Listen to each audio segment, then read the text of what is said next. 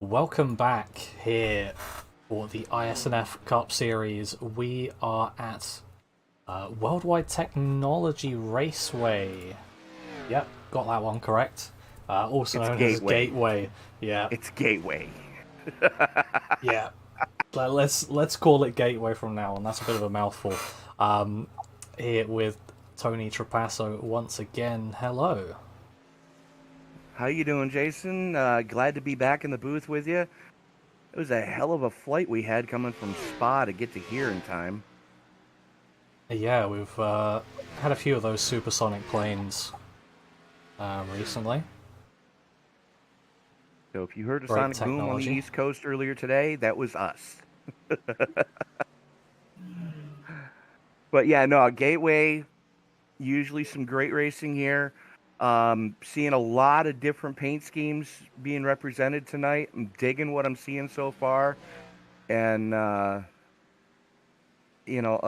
again, a packed house here at Gateway for the field. Yeah, exactly. Those different paint schemes because it is an open paint scheme week. We are here for the Autism Acceptance Month 250, so we've got open paint schemes today, and because some of the drivers wanted to run the paint scheme for Autism Acceptance, as there is a massive crash on the front stretch. And it just so happens to be one of the autism awareness cars. And and B, because the this generation of Cup car actually just didn't race here, so it's a bit fantasy anyway. Might as well have some different paint schemes in as well. Yeah, absolutely. And I noticed the entire Swedish contingent running the same paint scheme based on the Swedish flag. So hats off to all of them tonight. Yeah, I think Have all you of the also rears are noticed different. on the right rear quarter panel of those cars, did you see the Swedish meatballs? I did. Makes me hungry. Mm-hmm. Most of the time, your race does make me hungry, Rhea, because there's a lot of food product being represented week in and week out here in the ISNF. Oh my gosh. Yeah. Yeah, like Jason said, a little bit of fantasy going on. I mean, the Real Life Cup series does eventually come here to Gateway. Um, in the next gen car that they're obviously currently racing. But yeah, Gen 6 never made it over here.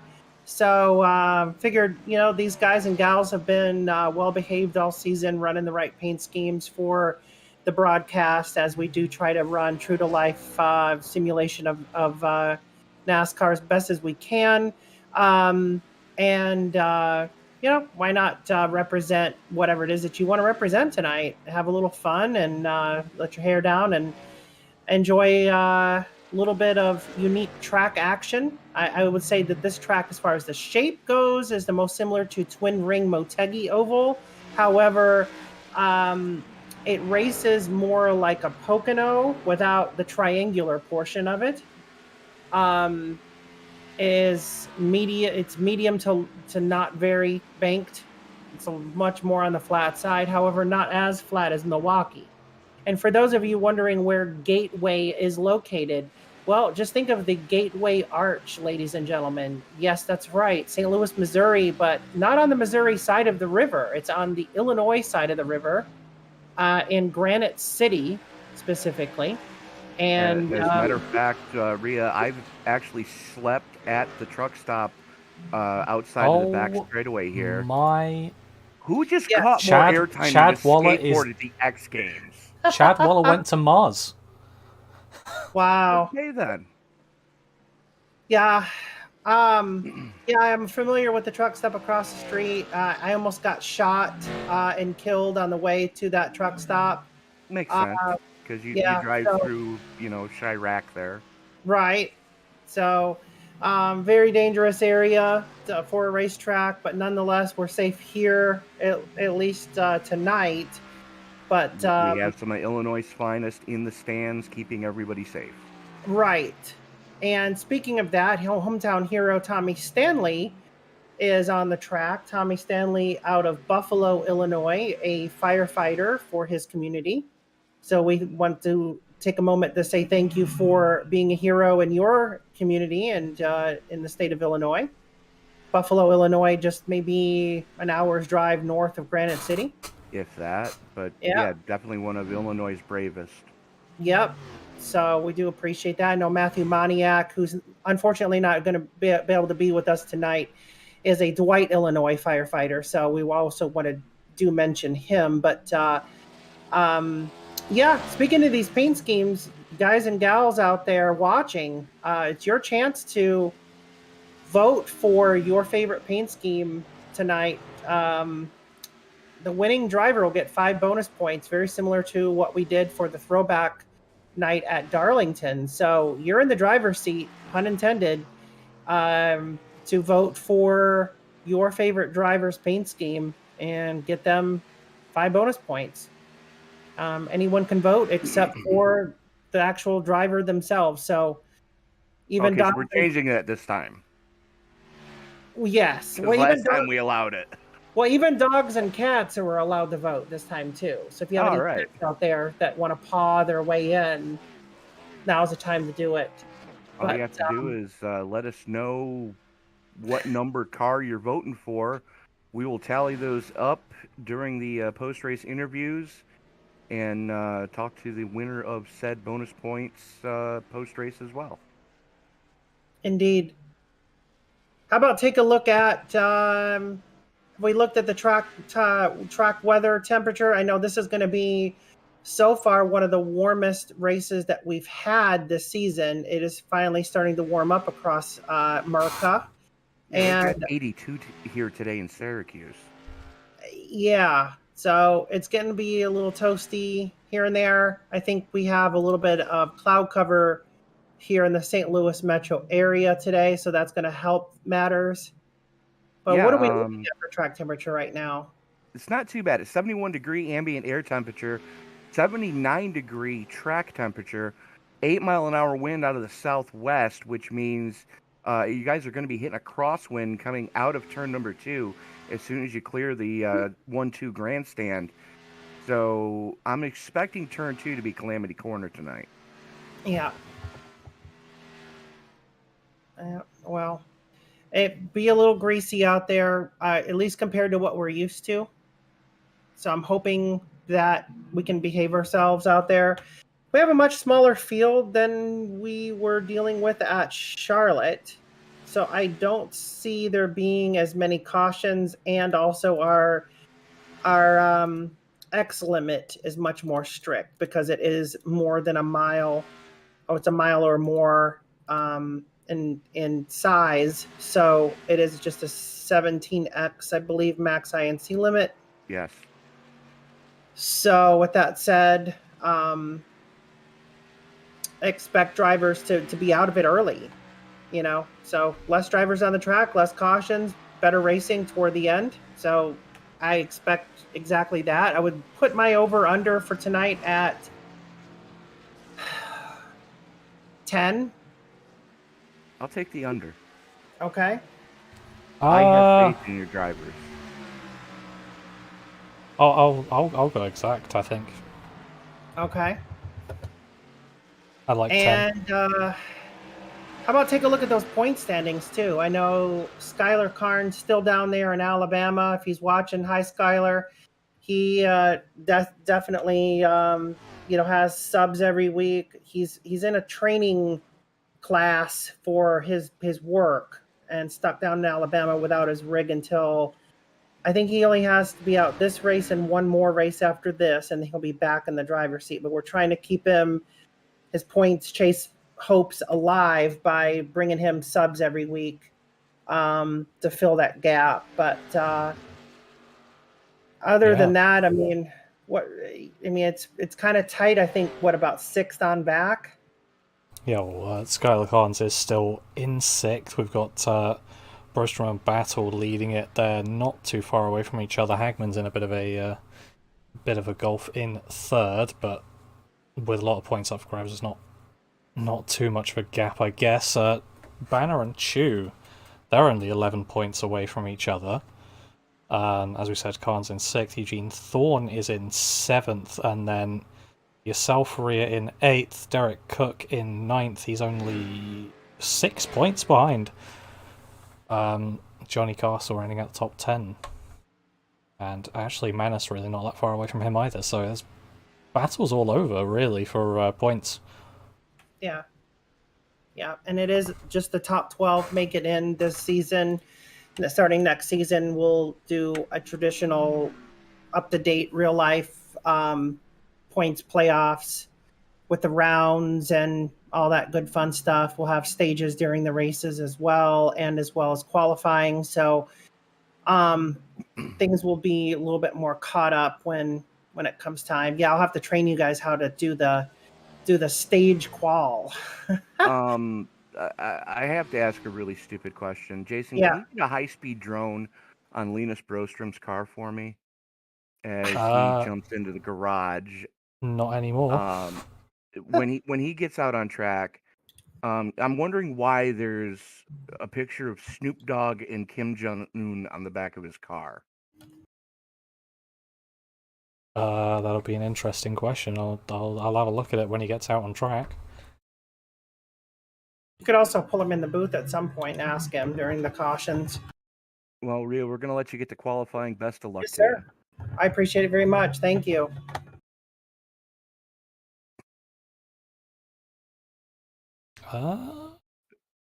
He's still not out on track, so I still can't have a look at it. You got me interested now. Yeah, it's kind of trippy. And not in... It's funny, uh-oh. Yeah. As opposed to funny, haha. Yeah.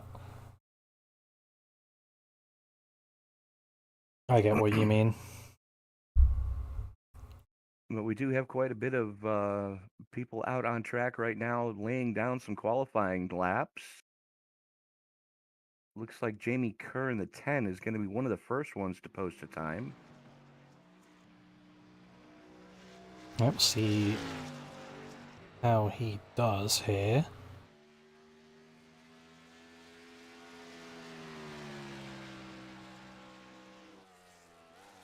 .33.8.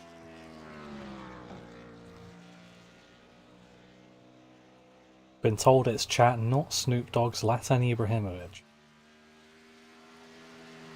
Okay. Famous football player, or as you would call it, soccer. No, I understand when you guys say football. Yeah. I still prefer rugby. I wouldn't blame you. Yeah, especially coming from a guy that used to play lacrosse and hockey. So having a look at it, Tristan Rivers at the moment on that pole position, he's set a 33.25.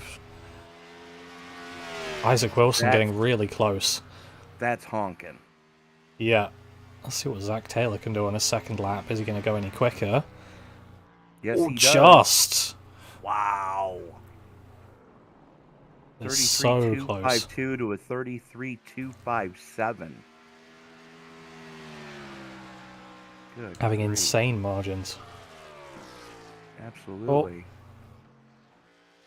Guess who's out on track? So where was it you said? On the back of the car. What, of Hagman? No, Brostrom. Oh. Between the taillights. Hagman's got, I think, Greta Thunberg on there. At first glance, it looked like Snoop Dogg and Kim Jong-un. I'm sorry.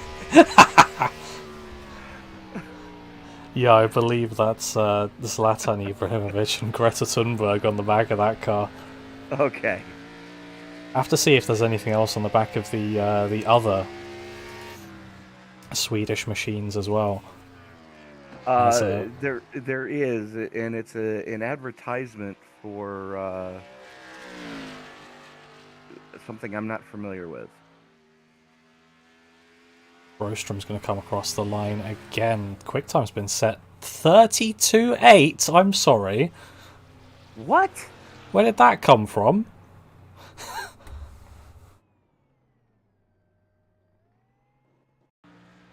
Gonna be checking that car at the end. Yeah.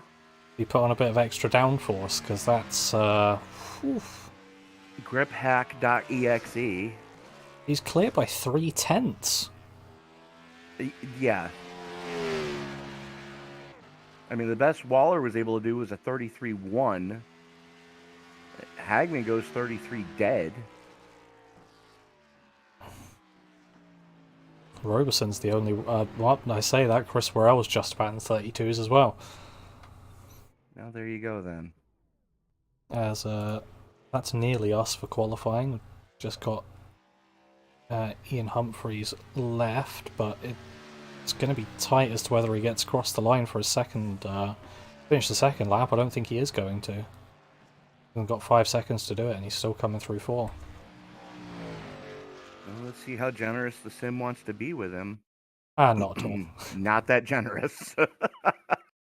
Just cuts him off immediately. Fair enough. He will not get a lap. But let's take a rundown of the grid here. So, as we've said, Linus Broström setting an amazing lap time to get pole positions. Charles Roberson is lining up alongside him. Row 2 is going to be Chris Worrell and Marcus Hagman. Then for row 3, we've got Chad Waller and Zachary Taylor. Row 4 is going to be Tristan Rivers and Isaac Wilson, with row 5 being Jeff Weimer and Joey Manis. Two of the most beautiful cars I've seen tonight so far, being the 24 of Jalen Battle and the 11 of Brian Chu, are going to roll off in row number 6.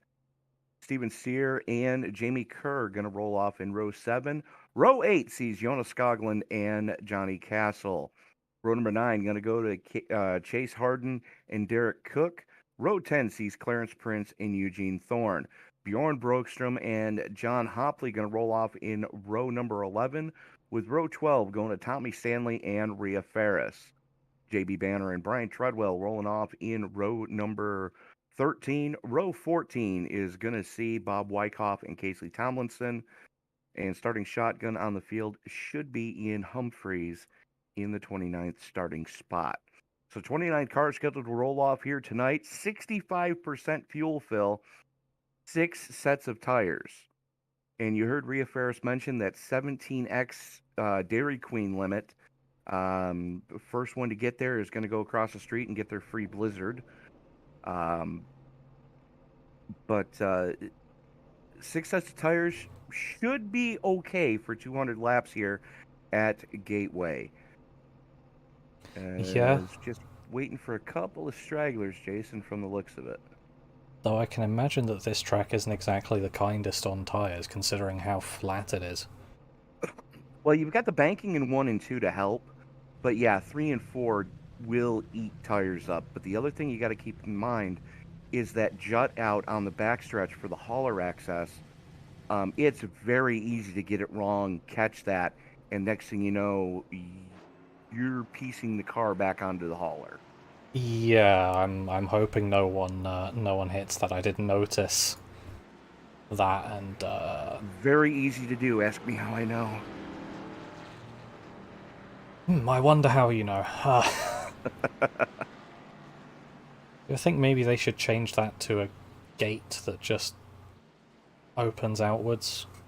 No, because then you run into a similar situation like Mike Waltrip ran into in 1992 at Bristol.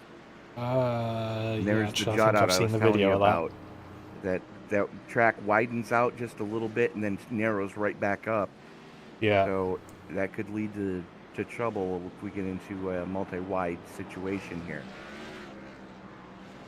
But as the field works into the 5-hour energy turn 3-4 complex, Jason, you know what time it is. It's time for me to tell you to wipe the visor, adjust the 5-point harness. Grandma, pop some popcorn because it's time to get it on in the Midwest. Race fans, it's showtime.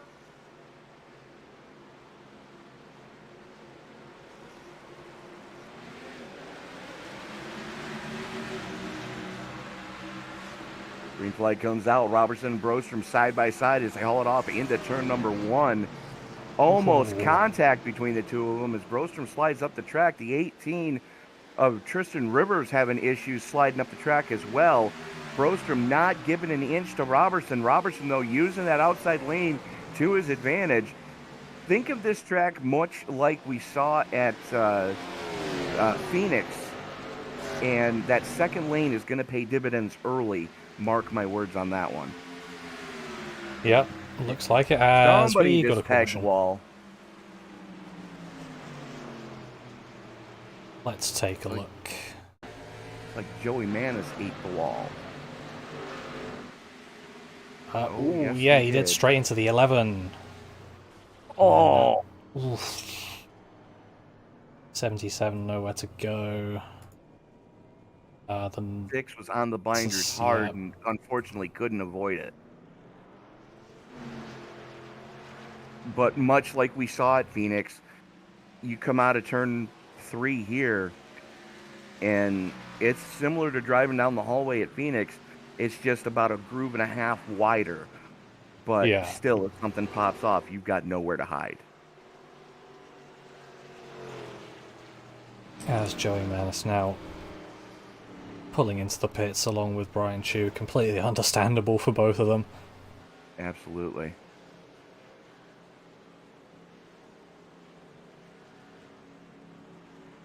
And looking at the live chat, we've already got support for the 99.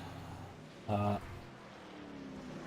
wonder why that is. Well, Emily it was the Urias's cat. cat. Yeah, Yes, Emily Urias's Emily cat. Urias's cat. And notice there are a couple of autism awareness paint schemes out there tonight. The 12 and the 14 both rocking the puzzle pieces. Yeah. As the 14 is running the scheme in honor of his kid. So hats off to Isaac Wilson for that one.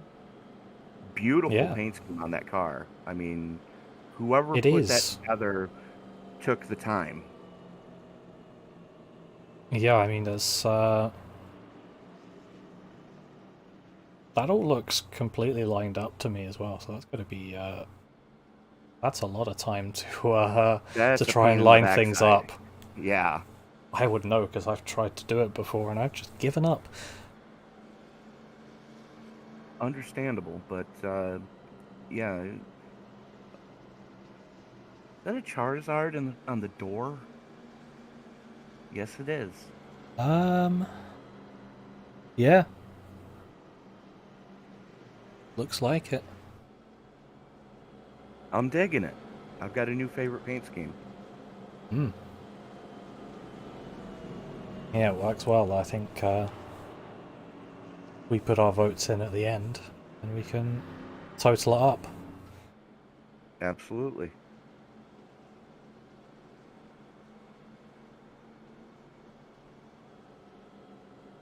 But under that last caution, one of the other Autism Speaks paint scheme, driven by Rhea Ferris in the 12, was able to get it woed down in time, as she's got the puzzle pieces on the back of the car.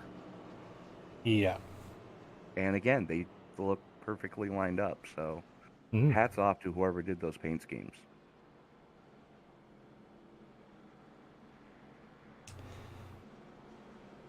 As lights go out on the Ford Mustang GT500 pace car, the official pace car of iRacing, we're going single file since we didn't get a lap in under anger. Yeah, probably a good thing, to be honest. Just make sure we get this going. Yeah, absolutely. As the field works its way out to the 3-4 complex one more time. And we did talk to league management before we went on the air.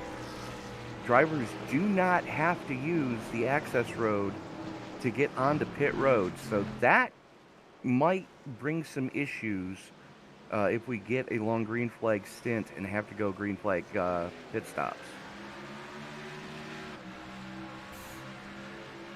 Could bring something up, but looks like it was a decent enough restart for most people.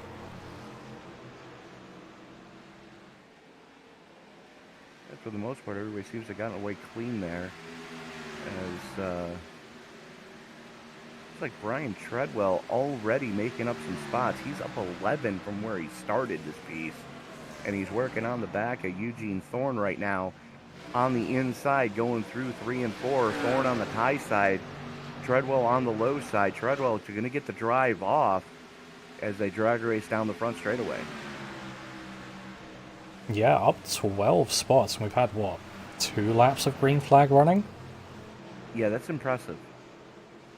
Yeah, exactly. That's some good work. Looks like we've got some inter-Swede battling here between Brostrom and Hagman. See Hagman making the move down the inside. Brostrom running it up top. He's going to lose that position out.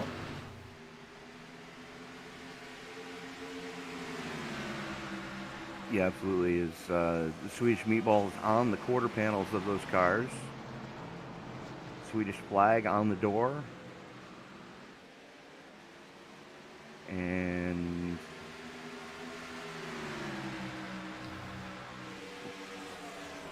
something on the front. I think I have that's to a reindeer. make more use of that high-speed drone.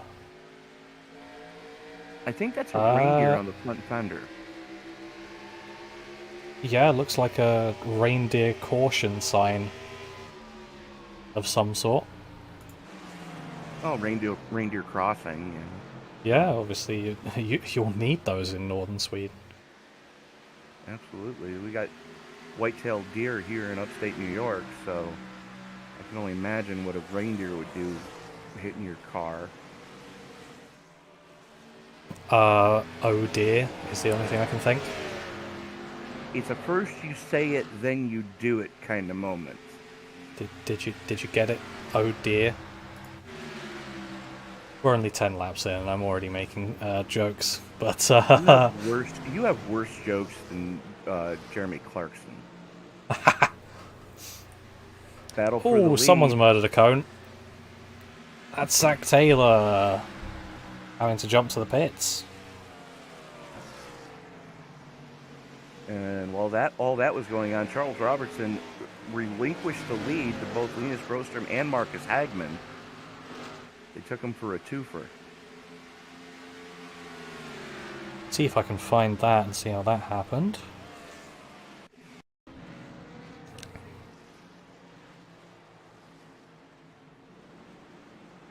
That is not the correct replay at all.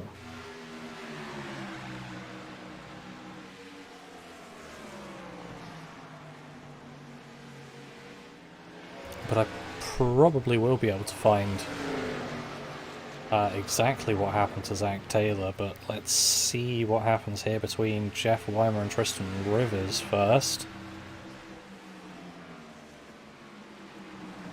Actually, have a look up at that front battle, because they are...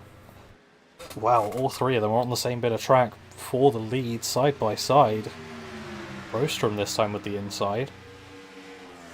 Hagman on the high side as Robertson wants to get that lead back from the two Swedes, as Brostrom and Robertson just full send it going through the flat of 3 and 4.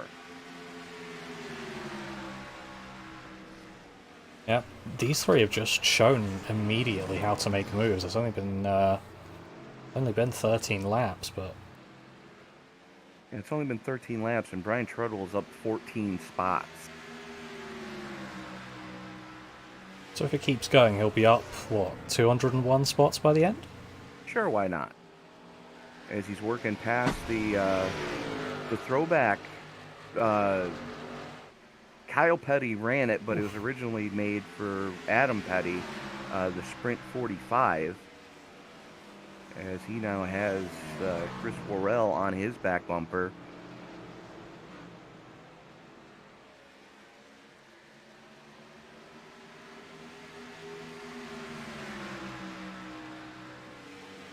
Oh! Treadwell just ate the turn 2 wall, and they're 4 wide. Yep, they sure were 4 wide. I didn't see what happened there, but well, like I mentioned during the pre-race, they're hitting a crosswind coming out of turn 2, and Treadwell just went up and tried to take the turn 2 wall with him, narrowed that car up by about 1.5 feet. As you can see, he's completely pancaked the right side of that Lowe's number 16. Hmm.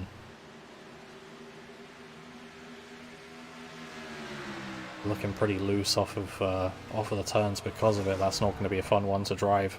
Ooh, locking it up there, just about not hitting Clarence Prince in front of him. Absolutely is. He's driving basically a pavement late model at this point with how far those right side tires are sticking out.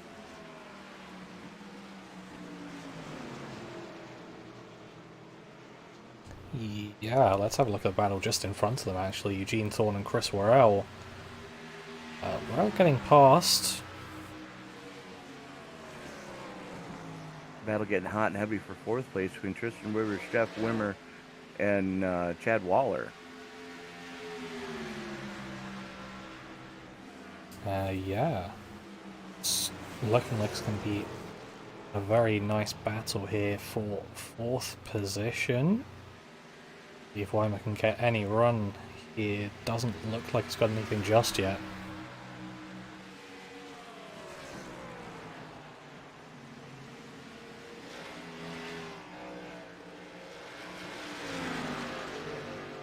You can see Weimer there just stalking Rivers. Meanwhile, the 3 in front of him have stretched out a 1.5 second lead up to Marcus Hagman. Here we go. Weimer got the run off of 2, going to slide in behind, get the pull down the back chute. Yeah, looks like Rivers actually got a better exit than Weimer. Just about. It's that progressive banking in turns 1 and 2 that have really helped Rivers, as Weimer had a big moment coming off of 4. Yeah, good save. So he's going to have to look backwards now as well, because that's put Chad Waller right on the back of him. Yes, it has.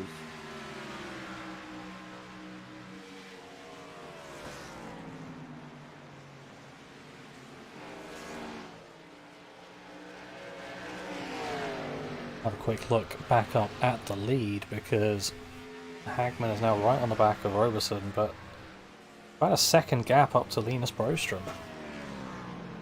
It looks like Robertson has hit the wall at some point, because there is a lot of right front fender damage. Oh! He's sideways and bangs. There you go. There Oh, it is. that's Bangs the more wall wall again. hits. Good grief. Now, I know we said you hit the wall, but you didn't have to demonstrate, and now he's coming into the pit lane. Is As interestingly you do enough in using this the access situation. road. Oh, because normally you have to here. Hmm. Because it's such a sharp angle to try to cut it off of 4. It's almost suicidal. Yeah. But if that's not being enforced here today, then sure, I guess. He thought, though, that his damage was a bit too much to try and risk cutting through there. Can't say I blame him. As, yeah, to be honest, I'd probably be taking the access road anyway, looking at that. Yeah, absolutely. I mean, it's definitely the safer play to try to get on and off pit road. It might cost you a little bit of time, but you're going to be a lot safer. Oy. Rivers is about 3 different kinds of sideways coming off of turn 2. And that's going to let Weimer get to his back bumper. Here we go. Rivers slid up in the middle of 3 and 4. Yeah, now Weimer's going to have a look to the inside, but not getting the run off of 4. Still has to stay behind. I think Rivers making that Toyota as wide as possible. As you do in a situation like that. Yeah, very loose off of 2. Yeah, that could have gotten very ugly very quickly.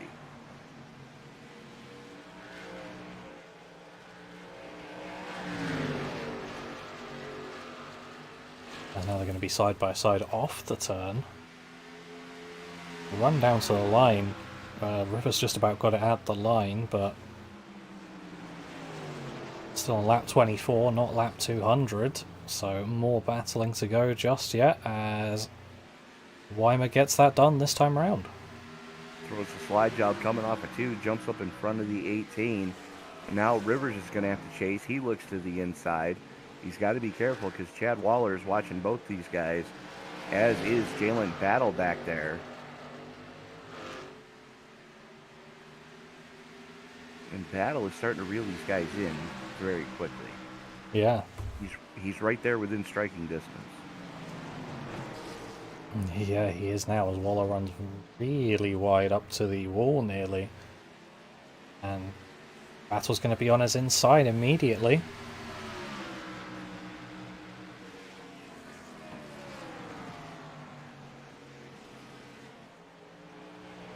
Just gets through.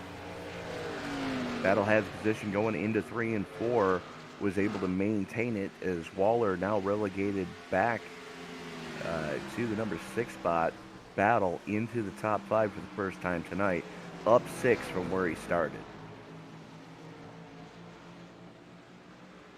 Yeah, it was a nice overtake actually, just to take in the first opportunity you get. Getting through, why not? But let's take a look at some of the cars that have received some of the votes, as there's a caution, so we'll take a look at why that is first. Looks like Ian Humphries has had an issue.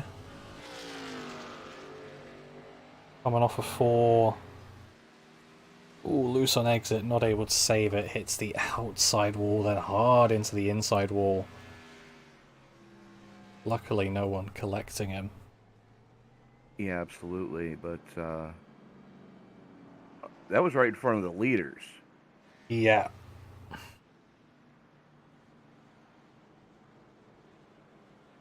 Something happened to Tristan Rivers as well. Take a look at that as well then. Oh, he was trying to avoid... Okay, I see what happened. He was trying to avoid Ian. Ian jumped in the pits, and nice net code. Tristan was already on the binders. But when Tristan went around, when Ian went around, he did that right in front of the leaders, so that could have ended very poorly.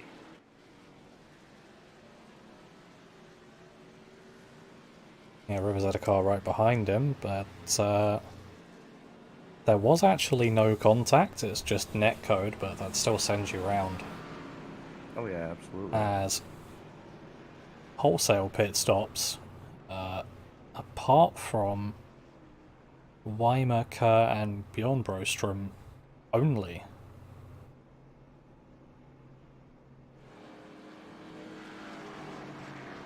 Yeah, absolutely. Is Linus Brostrom and Marcus Hagman both coming down pit road, getting their services done. Looks like Linus only took fuel. Marcus took 4. Jalen Battle takes 4. Chad Waller takes 4. Chris Worrell takes 4. Steven Sear takes 4. Eugene Thorne, Derek Cook, Isaac Wilson. Yeah, everybody taking 4 in this scenario, or getting damage fixed as well. Yeah. I mean, it makes sense. I think it might as well use a tyre set. Probably a bit early on the first set, but we'll see how that affects them as the race goes on. If everyone's on the same strategy, then it doesn't really matter, I guess. But let's take a look. Got a vote in for the 48 car. I'm not sure whether that count is JB himself or his brother, I believe, but if it is not JB, that vote counts.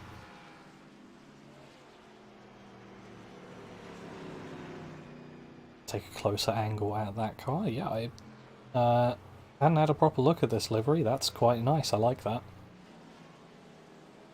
Yeah, I'm kind of digging it too.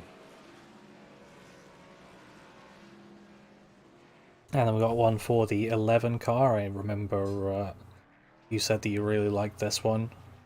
Well, it's only because I like the beer. Yeah, well, there you go. That's what it takes.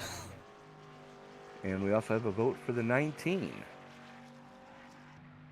Yep, try and find that. There we go. Yeah, I noticed this one in practice. I really like those black liveries with just sort of not neon, but like light blue detailing. Yeah. Pretty similar on... I cannot remember whose car it is. Pretty similar on Manus's car on the door. Yeah, very Although similar. you would have been able to tell easier if he had a front end, but Exactly. unfortunately that got taken away by a wall. Yeah. The lights are out on the pace car. Wimmer going to have the button from the 15, that NOS energy drink, Chevy Camaro. It's so weird seeing that on a Chevy. As the pace car makes that hard left turn onto pit road. See what restart Weimer's going to get here, as remember, Marcus Hagman behind him has the freshest set of tires in the top 3. Jalen Battle also chipped 4. Oh. So yeah, that just happened. Yeah, I mean, if there's a restart you didn't want, it's that for Weimer. But looks like they're nearly going to be 3 wide here as Chris Worrell sees an opportunity. Absolutely sends it. Jalen Battle just about leaving him the space on the inside of 3 and 4. Battle tried to slam the door, but Worrell was already there. As now Worrell looks to the inside of Brostrom for the lead. Can you tell that's when he's got new tires? Not unless he's alone or with somebody right now. But yeah, that's what 27 lap newer tires looks like, folks. And here comes Hagman to try to do the same thing.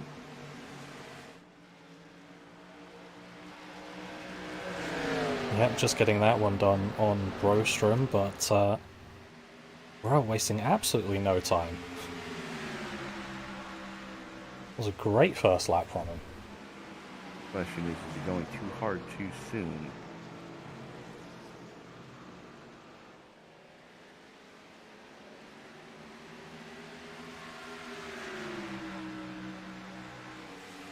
Worrell, Hagman, Brostrom, Battle, Waller, Sear, Thorne, Wilson, Wimmer, and Treadwell rounding out your top 10 right now, as Treadwell is up 16 from where he started.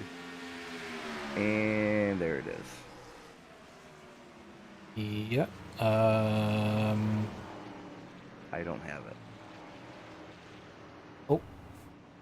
Something's just come through. John Hopley.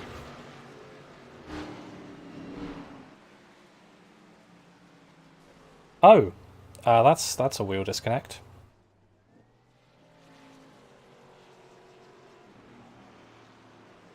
If you go and have a look at that, you just see no pedal response anymore, and his wheel just turned left. All right then. Something happened to the 12 going into 3.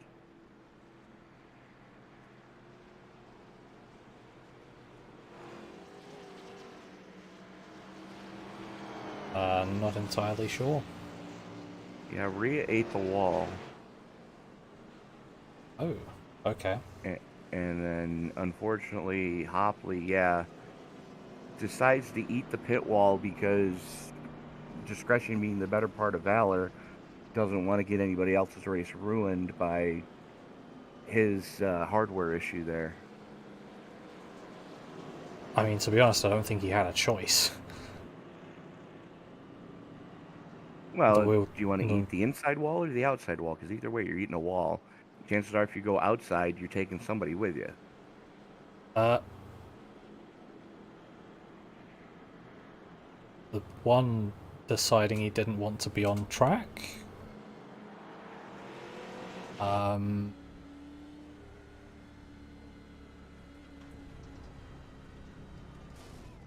Okay.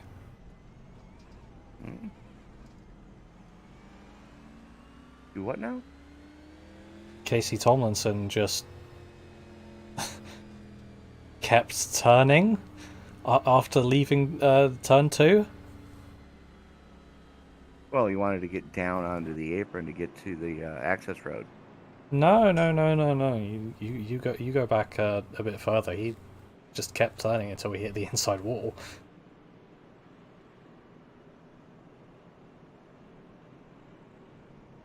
Oh yeah, so he did.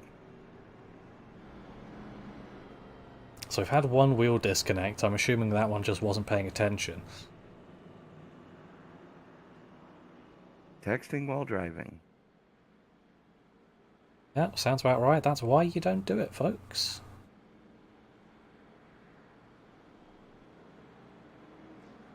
You're not wrong. Unsurprisingly, hitting things is not the ideal way to get around the track. No, it's not.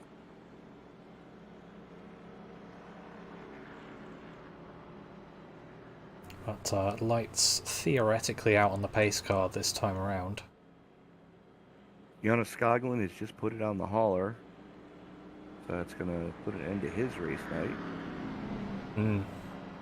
I just can't get over what Brian Treadwell and Bob Wyckoff have both been able to do here tonight. Treadwell is up 17, currently running in the 9th spot. Bob Wyckoff's in 11th, up 16. And who Yeah, it's says great you runs. can't pass a gateway? Great run from both of them. I mean, we see people do this near enough every race in this league. It's always great to watch. And that doesn't take away from these guys when they do it. It still manages to be just as impressive every single time. Yeah, very much so. No matter what track we go to, there's always a small handful of guys that want to start towards the back and just claw their way through the field. Yeah. Is it the best idea for points? Not necessarily. Is it more fun that way? Absolutely. Yeah, definitely. As the lights are out on the pace car.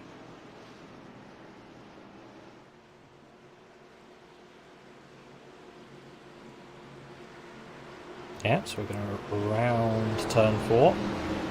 Pace car taking a hard left into pit road. And now just waiting for that green flag. There it is. And here we go.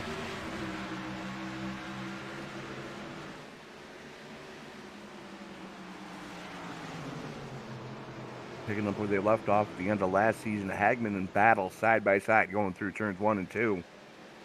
Hagman able to wrestle the spot away, moves into the number 2 spot, Battle back to 3rd. As we got some heavy hitting going on just inside the top 10 between looks like Eugene Thorne and Brian Treadwell. And Clarence Prince, for that matter. Yeah, all trying to jockey and get those positions away from each other. Treadwell on the inside, maybe getting held up a bit by the 23, I'm not sure. But 45 got a decent run, but 16 still got that inside. It's trying to go down the inside of the 23 as well. Sending it up the inside of both of them.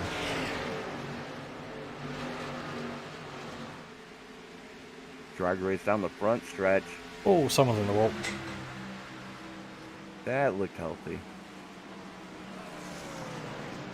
No caution for it, so they kept going.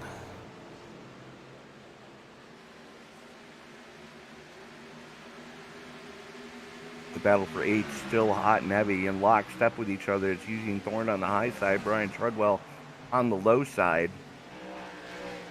in the Lowe's Camaro. Yep, making that low lane work and getting past. Great stuff there from those two, but looking forward, Linus Broström has a pack of angry wolves behind him. Yes, he does. It's Chad Waller in the 38, the 19 of Steven Sear, and the 14 of Isaac Wilson, all there within striking distance.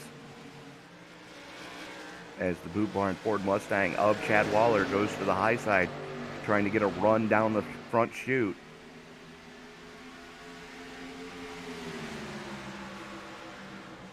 Broström able to hold him off, though. Steven Sear taking the inside of Chad Waller. As looks like Isaac Wilson's going to try and follow him through as well. Sear getting that one done.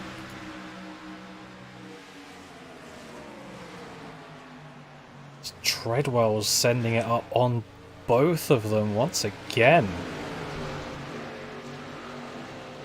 He's up 19 now. It just looks like he's not going to stop until he gets to that front. Well, to quote one of my other partners in crime and broadcasting, Frank Marchese, I believe the phrase is referred to as ZFG. Go on. Zero expletive redacted given. Yeah. Sounds about right. That's Battle for third between Linus Broström and Jalen Battle right now. Oi! It's getting tight.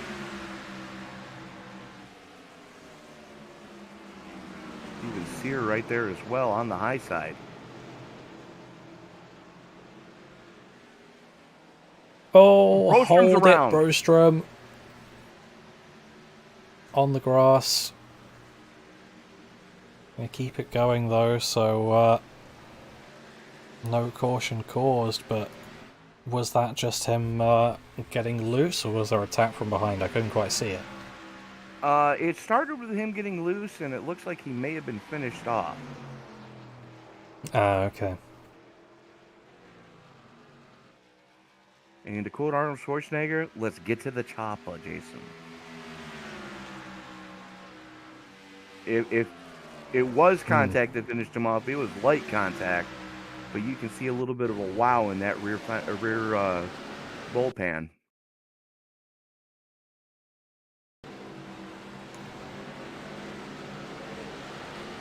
Ooh, yeah.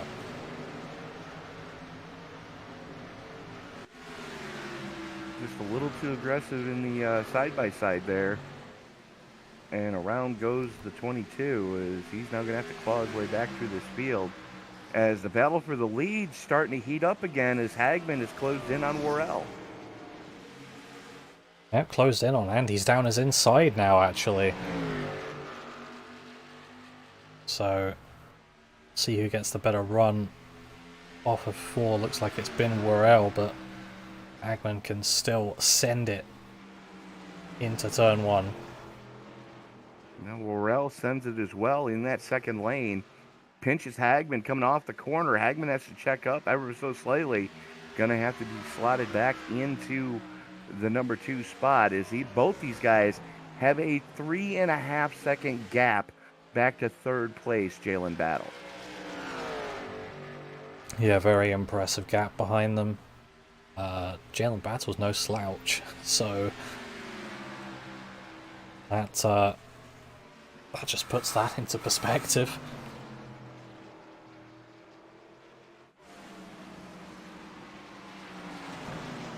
Battle for just inside the top 10 between the 18 of Tristan Rivers, the 15 of, the 15 of Jeff Wimmer, the 18 of Tristan Rivers, and the 45 of Clarence Prince.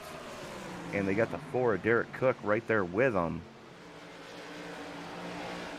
No quarter asked for, no quarter given right now.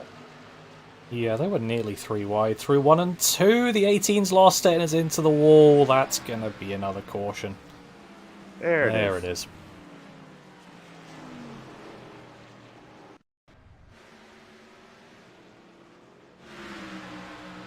that's the wrong replay. There it is. Oh yeah, just into that outside wall. Fortunately not able to hold it.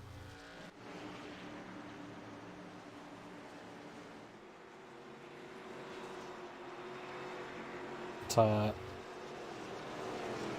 try and check that front damage on Clarence Prince.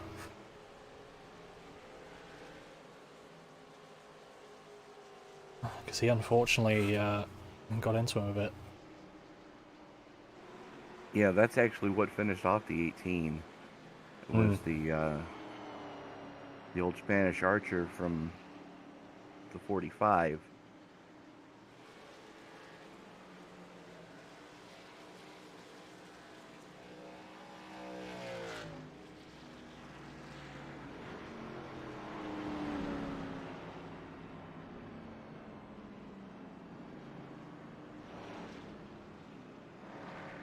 As we're going to have some more takers, we're going to down pit side. Chris Worrell and Brian Treadwell are going to be some of the first two to go in. Prince and JB Banner are both bringing them pit side now.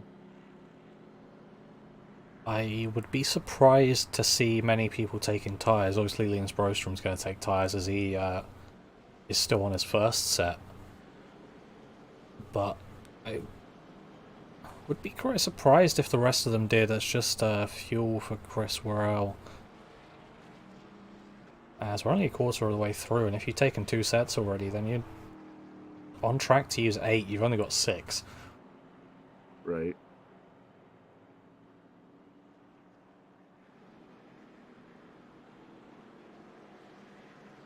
Nevertheless, some of them still taking tyres. See Brostrom taking tyres, that's his first new set, but Clarence Prince and Bob Wyckoff also taking some new tyres as well, along with Brian Treadwell, so Treadwell's going to be looking to get past some more people again.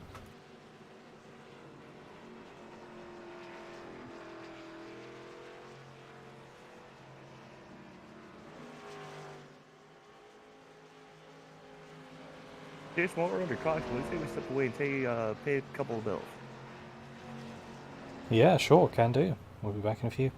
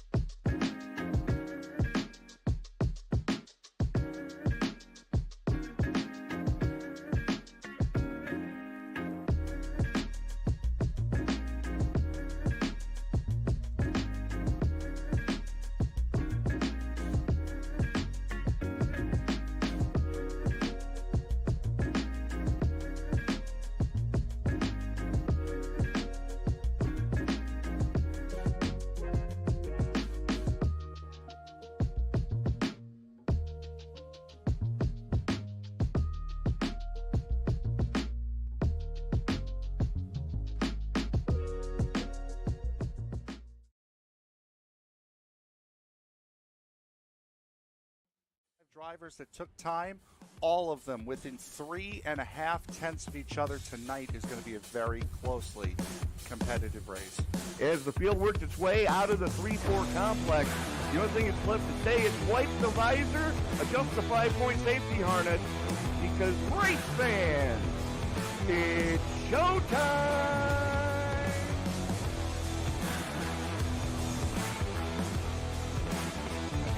Amazing looking cars already. Green flag will fly.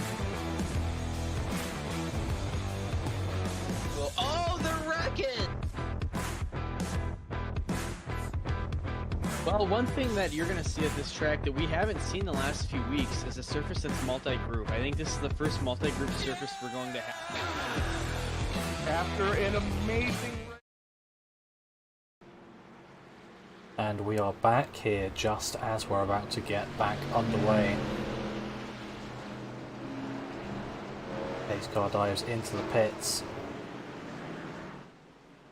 And once again, we wait for that green flag to fly. Marcus Hagman has the button here.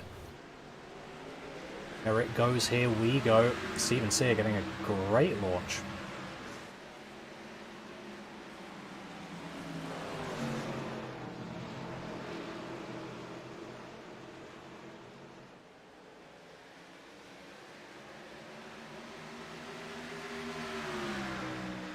Jalen Battle just trying to follow Marcus Hagman as close as possible, just trying to get around the outside of Sear, but doesn't look like that one's going to work out too well for him.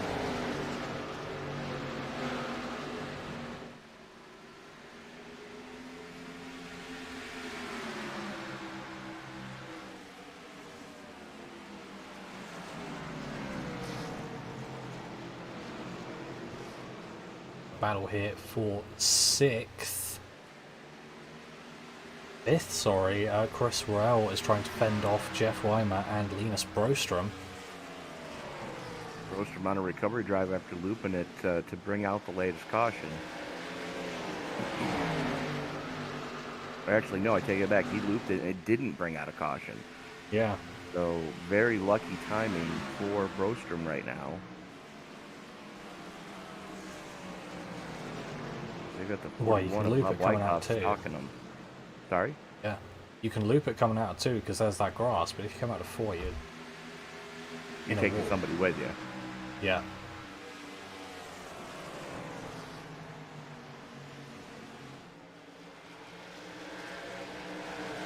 Waller got pressure to the 38 of Brostrom getting pressure to the 38 of Waller right now. Now sets sights on Jalen Battle. As Brostrom finally putting fresh shoes on that car. About 25 lap newer tires compared to the double deuce of Brostrom and Hagman and Sear for that matter. Yeah, and you can see how well it's working for him. I mean, he's just cutting through that pack. Now up into 3rd, got Steven Sear right in front of him. And I dare say he's going to be challenging for 1st pretty soon. Well, I mean, if you're Marcus Hagman at this point, the only thing you can do is run and hide. And try to prolong the inevitable as much as possible. Hagman working the inside of Sear right now as they go through 3 and 4. Sear on the top side, Brostrom on the low side. And Brostrom going to make it look just that easy on the fresh shoes. Meanwhile, back in round 13th place, it's Derek Cook and Eugene Thorne throwing right crosses at each other right now.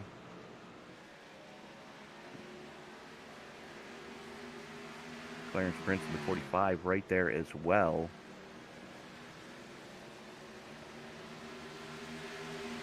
As Rhea Ferris in front of him, up 13 spots from where she started. Currently sitting just outside the top 10. Yeah, there's a bit of a gap in front as well, so unfortunately she'll be looking backwards to try and fend off Eugene Thorne, but he's gone down the inside, send it mode into turn 1. There you go. That's that move done. Thorne on the fresh tires as well, making it work for him right now as that 23 starts to pull a gap. Derek Cook and Clarence Prince still side by side. Just about getting that one sorted out in the favor of Cook. Prince, sorry. Watching the wrong car. That makes 2 Prince of us. now. Huh? That makes 2 of us. I was watching the wrong car as well. Jalen Battle all over the back bumper of the 19 of Steven Sear for 3rd right now, as he's got to deal with the 20 of Chris Worrell there as well. We're all about 8 different kinds of sideways coming off the 4.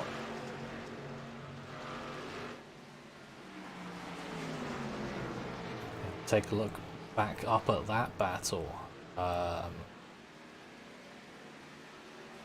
Speaking of battle, he's right on the back of Worrell, he's right on the back of Sia. Don't know who's going to be the one making the move. Chris Worrell decides he's going to be the one making the move. Gets the clear in the middle of 3 and 4, is going to run up to the outside wall. Battle unable to get that high because he's got the 19 to Sear there to kind of block him off. Going to send it going into 1 though. 24 on the low side of Battle. That's Sears 19 on the high side as they work their way off at turn number 2. Big wiggle for Battle going down the back chute.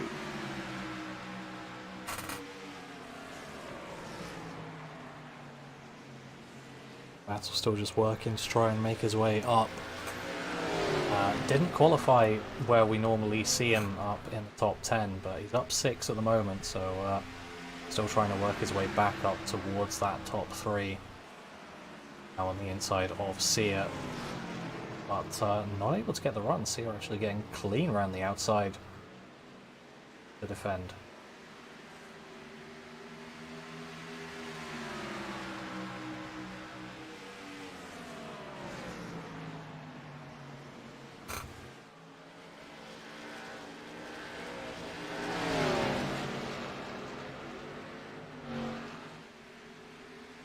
Battle's trying the inside once again.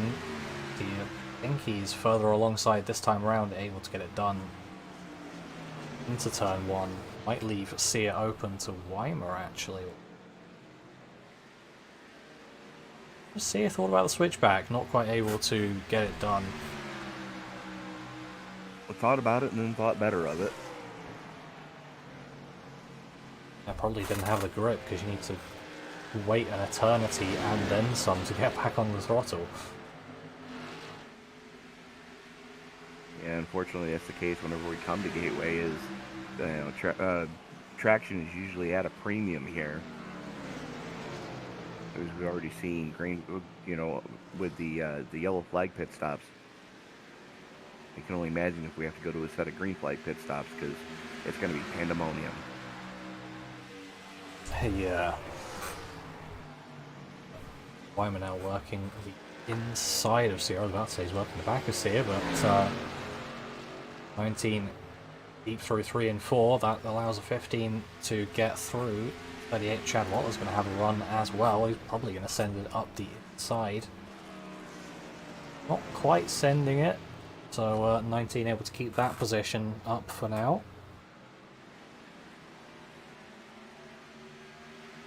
But I've just noticed Brostrom's lead.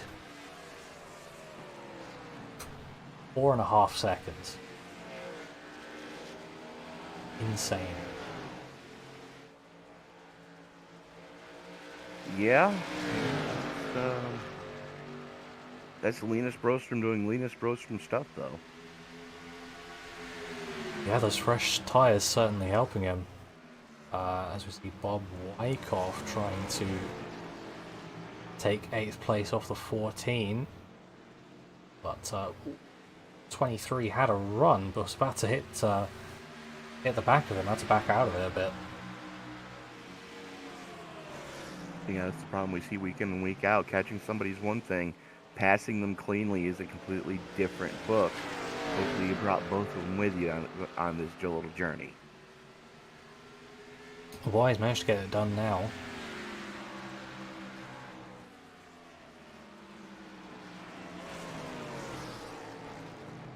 But, looking back up to battle for 4th here, as Jalen Battle is desperately trying to get away from Jeff Weimer and Steven Sear, but not able to do it. Jeff Weimer's running so close to the back of that car. I was just watching the 27 or the 16 of Brian Treadwell, kind of eating the turn 2 wall and then ricocheting up the track. Oh, that's not good. No. Luckily, nobody hit him. That is good. Yeah, absolutely.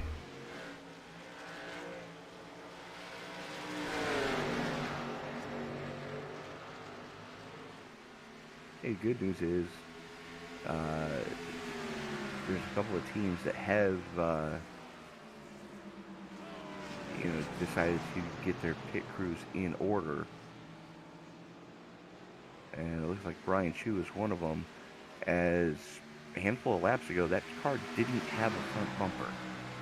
Now it does. Yeah, we're working hard to get a new front bumper on that car. There's Jeff Wine working inside of Jalen Battle, gets that position away from him.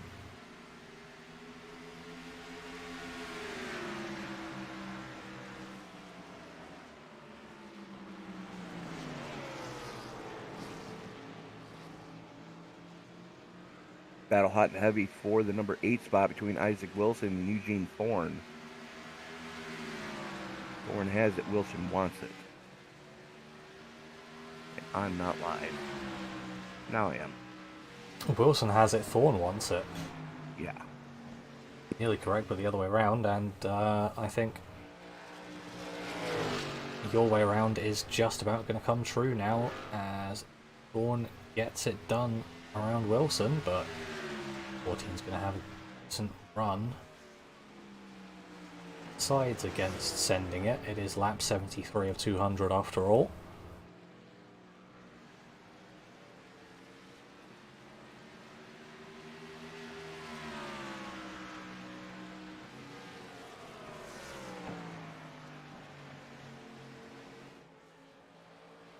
Do want to thank everybody for joining us in the live chat.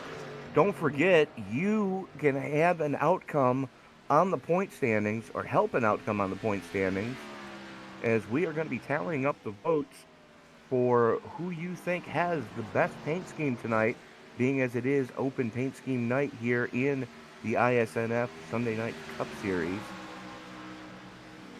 So let us know in the live chat who you're pulling for, what your favorite paint scheme is, and we are going to total those votes up during the post-race interviews and get you a victor in that state. And we've got a green flag pit stop. Jalen Battle coming in for his second stop of the race.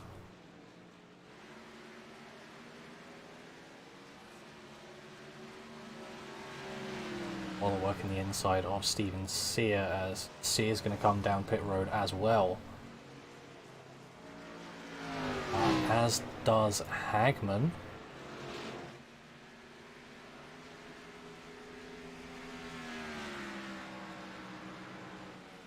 So we're seeing about that time, those guys that pit under the second portion just having to come back in now because they need some fuel and tyres. As you would expect this late into a run. Yeah. And there are a couple of guys that used early cautions to get some track position, only to find out somebody else did out in front of them. But, we're at that time of the race where give me 4 Mr. Feelgoods and the rest I can go fast, because I can't handle this much any longer.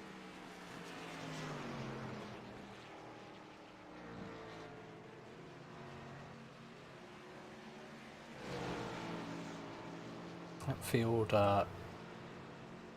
pretty strung out here, as I think we would expect with a track like this, to be honest, but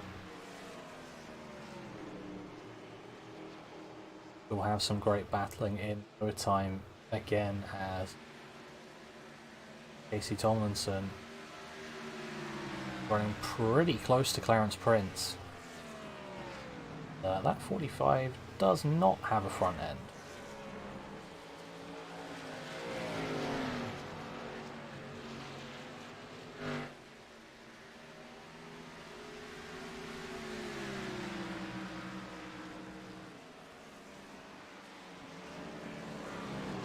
As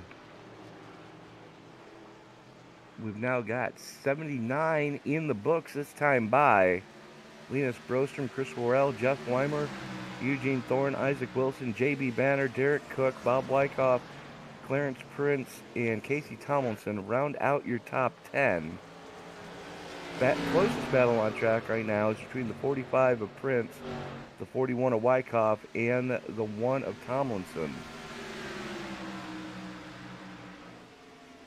They're making their way around Johnny Castle. Nearly 3 wide. Wyckoff locking up a bit. Stop him from going into the back of the 45 there. As you do.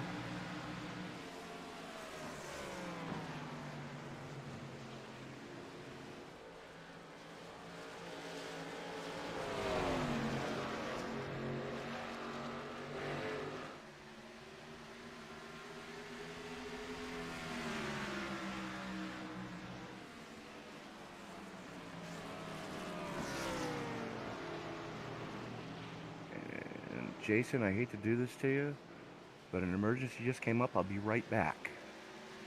Yeah, no worries. Jeff Weimer coming into the pits. Whoa. Tomlinson running it very deep. Trying to get past Bob Wyckoff.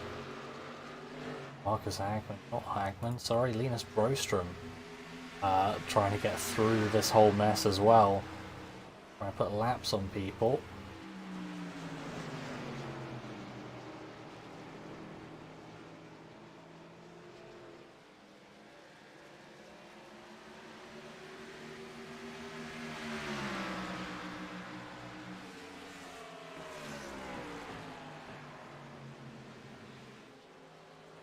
So far he is being pretty dominant here. He's got a lap on everyone that isn't in the top 7. You can see he's not far away from Clarence Prince.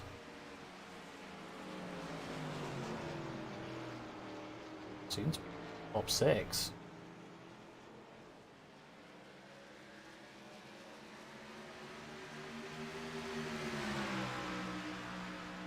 As those fresh tyres that he took under last caution paying absolute dividends, as everyone who didn't take those tyres or didn't take any fuel having to pit under this green flag run, maybe expecting another caution.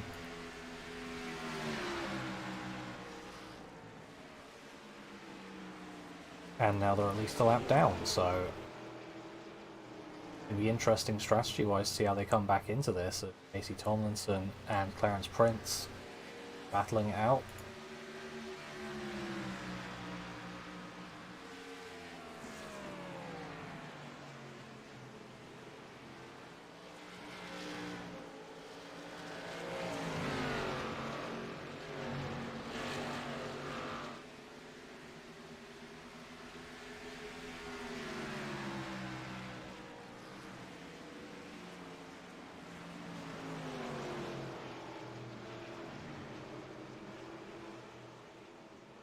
These two still battling out for 7th place. Marcus Hagman is about to join the battle and probably leave the battle pretty quickly. Those fresh tyres that he's got on that car. He has to try and chase down his fellow Swede Linus Brostrom to try and get that lap back.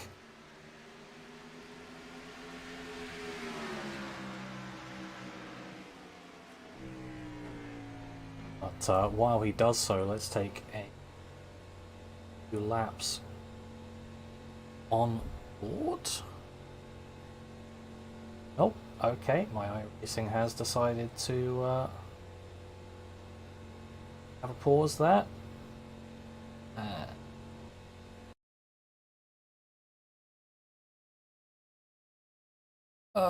Looks like I cannot recover it, unfortunately. I'm going to have to restart my iRacing.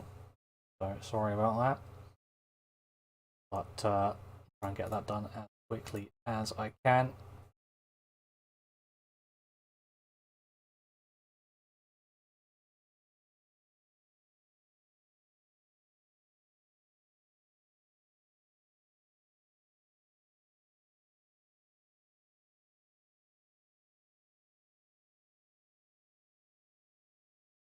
So we'll be right back after from some sponsors.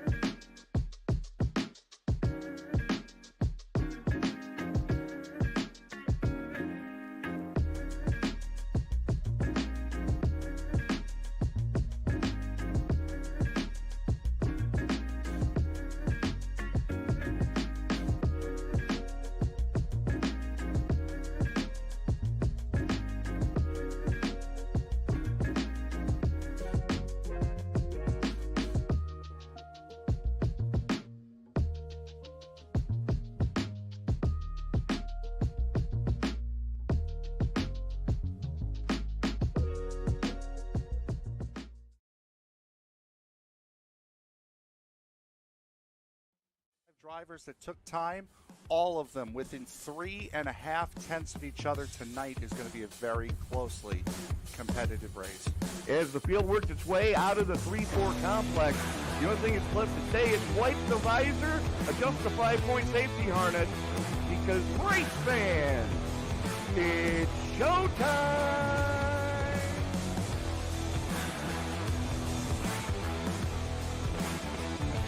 Amazing looking cars already. Green flag will fly. Oh, they're wrecking!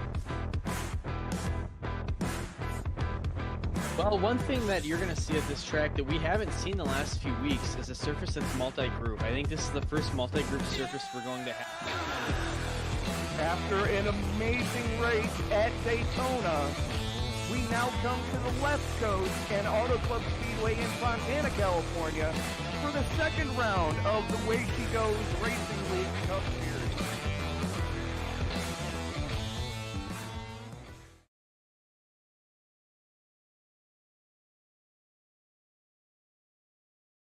Still just waiting on my iRacing to load back up, so my apologies.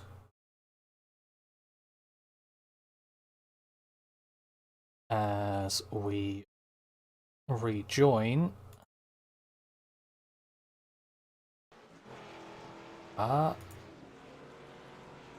under caution.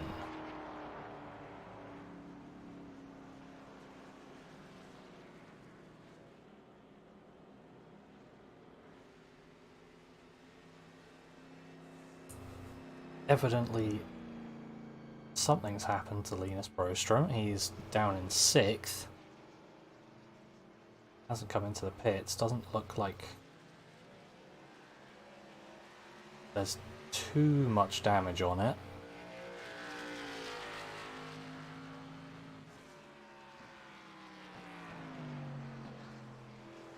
But something's happened to that 22 car.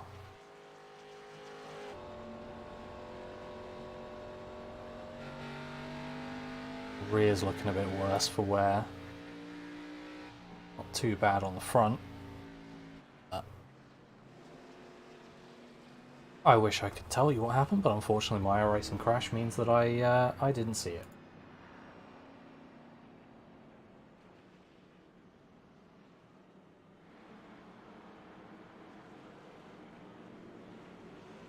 By the way it stands, Derek Cook in front. Actually, it might have been, just might not have seen it.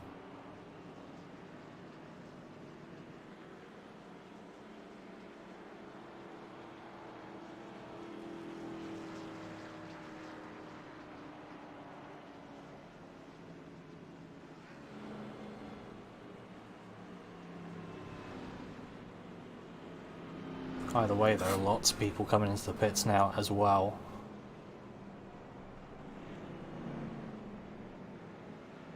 Saying Hagman, Broström's in. Burrell stays out as he pitted on the last lap. Dawn did the same, as did Battle and Banner. Chad Waller, he's just staying out so that he can get his wave around. As is Sear, as is Weimer, and I would assume as is Wilson.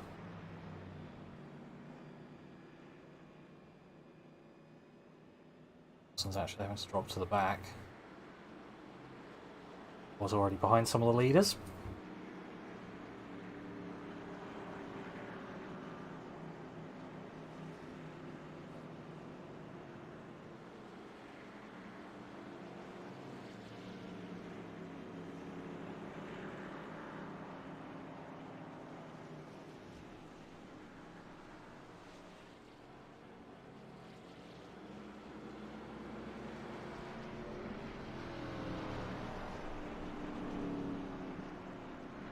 But all this is going to promote Chris Worrell to the lead. Gene Thorne is going to be in second place. He's up 18. JB Banner up 21. Casey Donaldson up 20.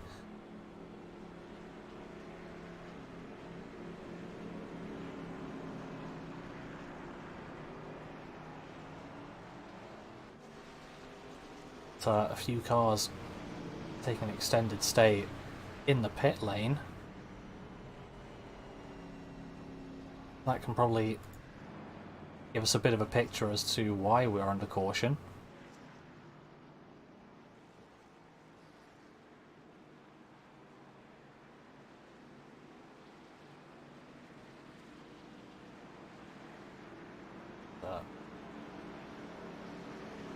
Gonna have Worrell on the outside, Thorne on the inside.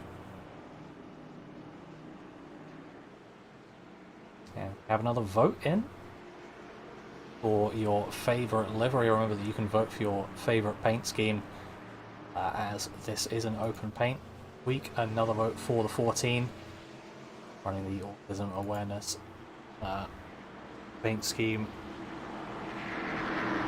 Morris Kid as pace car comes in. Wait once again for the green flag to come out. Get this back underway. We're just under halfway. As green light is out, Jalen Battle bumping Eugene Thorne through the restart.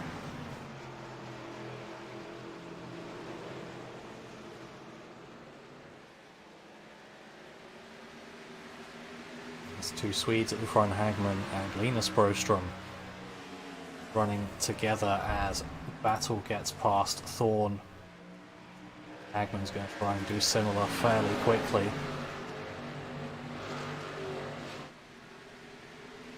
And he's actually not going to get the best run. That's going to allow Linus Broström to run on his inside.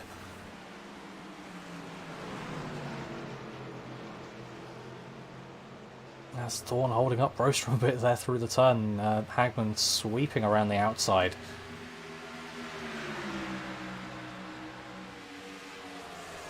Broström going to try and do a similar thing, but Eugene Thorne not going to give this up without a fight.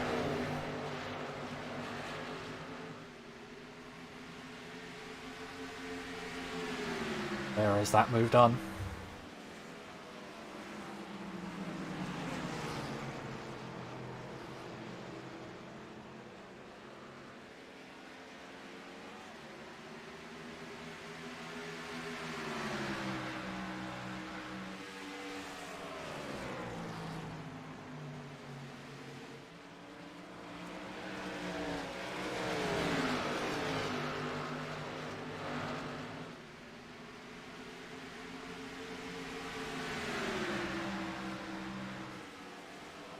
Hagman and Broström now side by side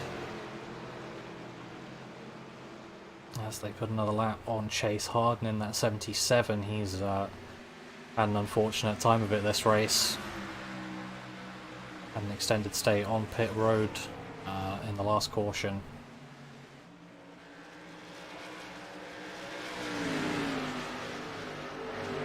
Unfortunately multiple laps down, but Here goes Hagman on Battle now. Send it through turn 1, got that move done. Now Brostrom's trying to follow him through, gets a bit loose off a 2 though.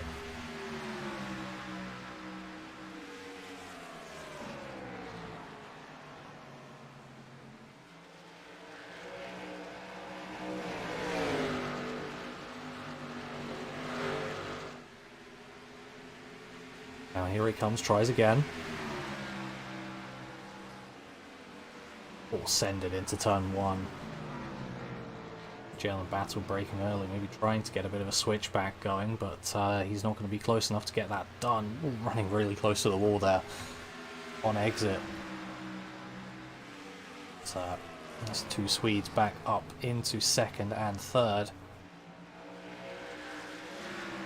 Take a look now at Jeff Weimer running on the back of Steven Sear.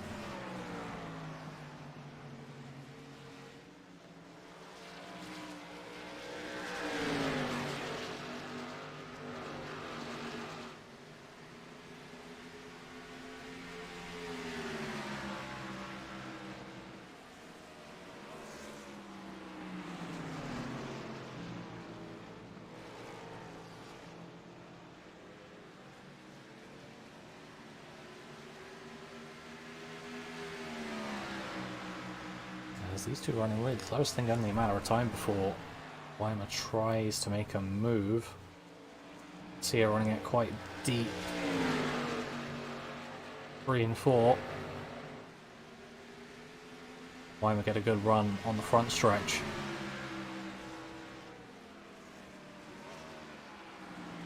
Not going to be enough. Not this time.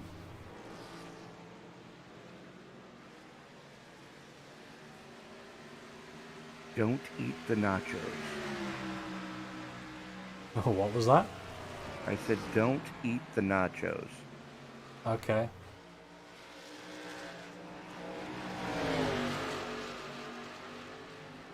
Is this advice coming from experience? Yes. Okay, we will not ask further about that one. Please don't.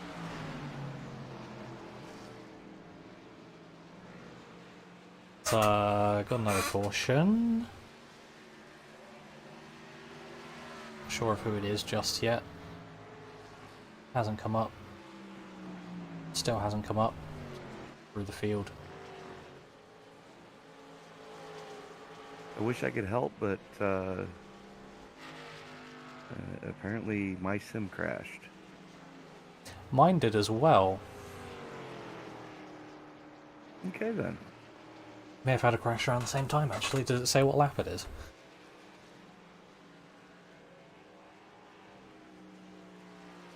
Mm, 88. Yeah, it's about the same time actually. Oh, great. That's weird. Well, apparently your hamster internet and my hamster internet are related. Yeah. Try and see who was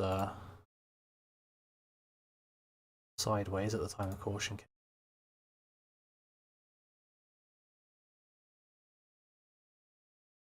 And the allows you to get a good look at the liveries while they're stopped.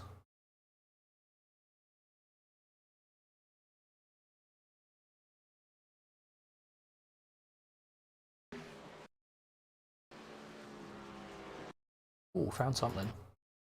What'd you find? The 6, John Hopley. What do we got going on with this? The Kohler Generators car. It looks like coming off of 4, he hit the wall, got into the 12 a bit, hit that wall again, nearly got into the 12 again. Kept it going, but caution was called during all that. That would explain it. Yep, as we've had some pit stops, some for fuel, some for tyres and fuel. Battle were Albana, or just topping off with fuel, Sia, Waller, Weimer and Tomlinson all choosing to get tyres as well. As at the moment, that 14 car of Isaac Wilson leading the vote for best paint scheme. Remember, if you're watching and you haven't already put your vote in, you can get a vote in. Winner of that will get 5 bonus points. The only caveat to that is you have to subscribe to do it. Subscribe and give the video a thumbs up. We'll count your vote. There you go.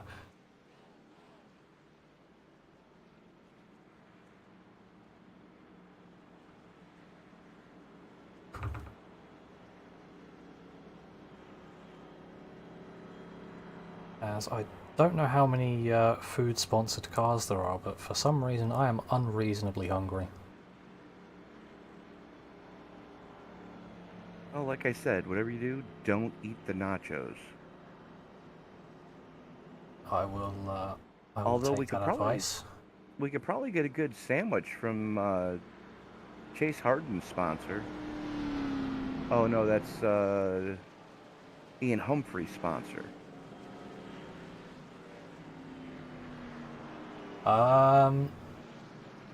You would think. Panini.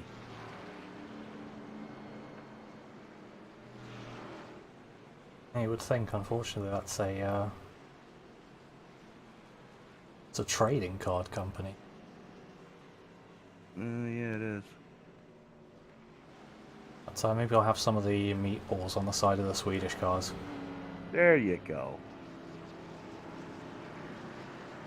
That's where it's coming from. Got another vote in for the 22 this time around.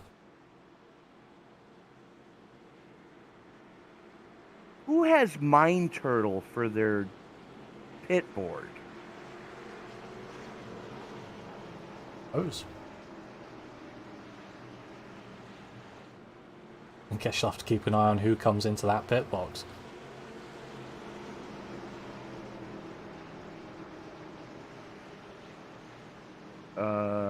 Okay. Why am I not surprised? It would be our pole sitter, Linus Broström. Because that's the pit box it's over. Speaking of, himself and Hagman are on the front row for this restart. And here is the green flag. They've got a great start, both of them. Second row napping a bit there. Just a little bit as the 23 of Thorne pulls alongside a Cook going into... Oh, this could only end poorly. Chris. You know better. Shame. Yeah, but you knew he was going to do it. Oh, of course. Just because he knows better doesn't mean he's not going to do it. One of the reasons why I pushed to have the kid join the league is to see what type of wild crap he's going to pull. Yeah, I mean, he got through it, so fair enough to him. That's gets a chase on for the lead. Jalen Battle is trying to work the inside of Derek Cook, gets that done. There's a spinner off into the wall. That's Brian Treadwell. And came back up onto the track, so caution is called.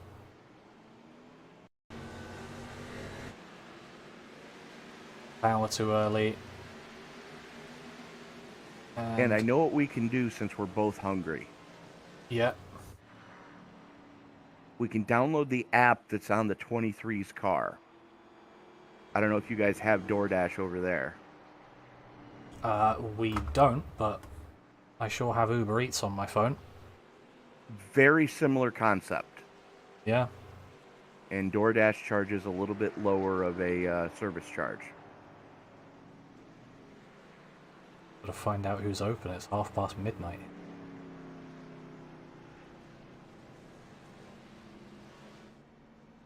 Golden Arches is usually open 24 hours.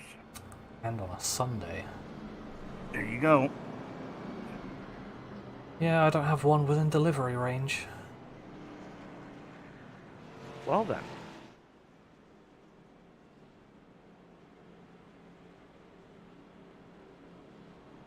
That kind of sucks. Does.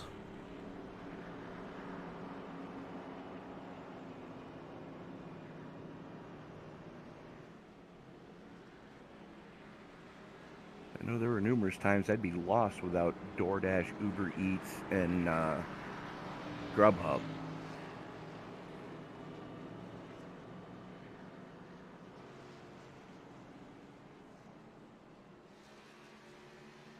And Postmates.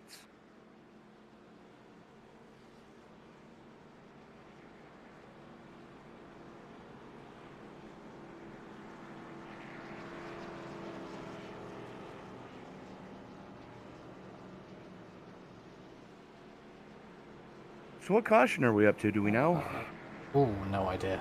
I I haven't been keeping track, to be honest. Fair enough.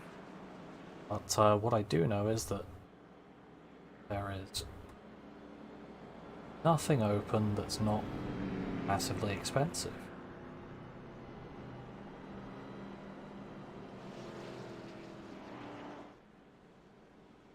Time to get some snacks.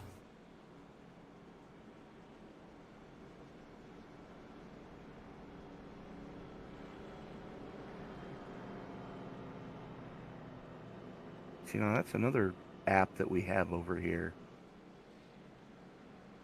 And I gotta remember the name of it. Give me a second.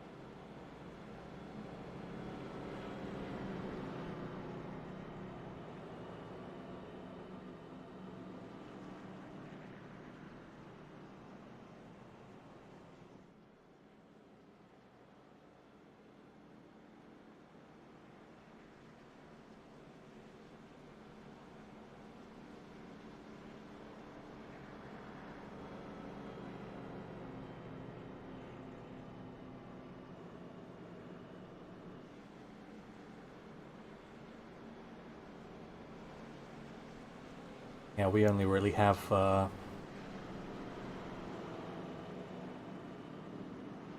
three apps that are any good.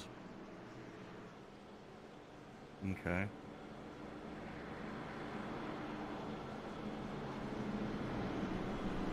GoPuff, that's what it's called. Never heard of it. It basically, they'll deliver up till about 2:30 in the morning. Nice. Yeah, mostly used by college students.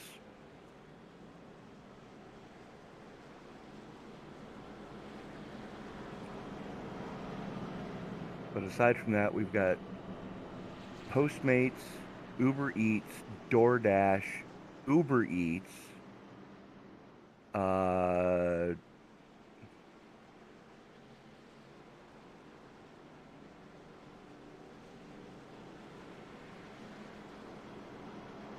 then GoPuff. You got a nice choice going then.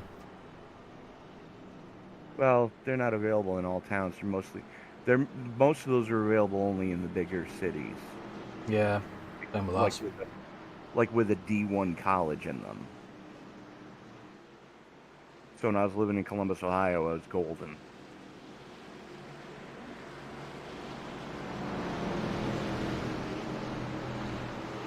Want a pint of ice cream at 3 in the morning? GoPuff. As pace car is in, as we get ready to turn them back loose under anger. Working lap 115 of 200. Jalen Battle getting a great jump that time. Shoves Linus Brostrom going into turn 1. Now works the outside coming off a 2.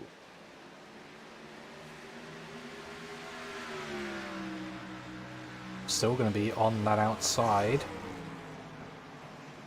As send it mode from Worrell to get alongside. He's about 7 car lengths back and pulls alongside going through 3 and 4. Good grief. Yeah, just casually. How do you do?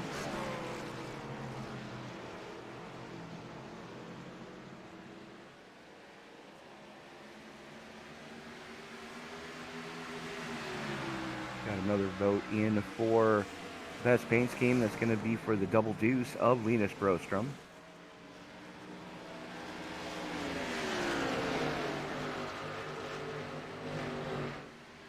Are those pizza rolls on the back of that car? Which? Linus's car. And Oh, we're back under caution. Guess we'll find out because there's another caution. I can't figure it out, to be honest. Looks like one of those optical illusions you get.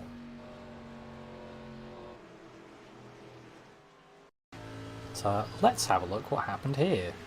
Oh, that's yikes. Oh, Yeah, it goes from bad to worse.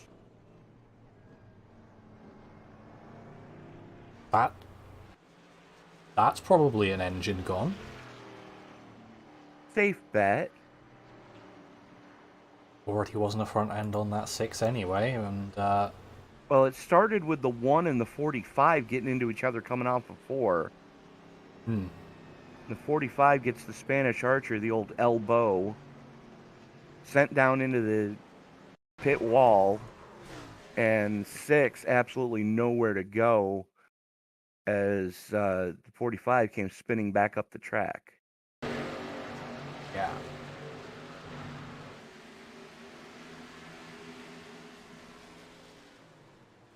It wasn't even that hard of a hit for the 45 onto the 6. Now there's the angle that he hit him at. He just climbed the radiator shroud. Burrell is back into the pits, as is Tomlinson and Wyckoff.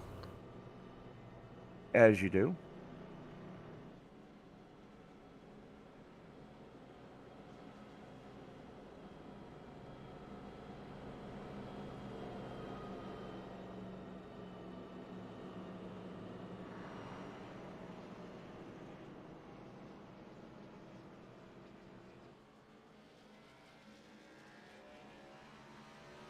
So we figured out what the pit window is yet?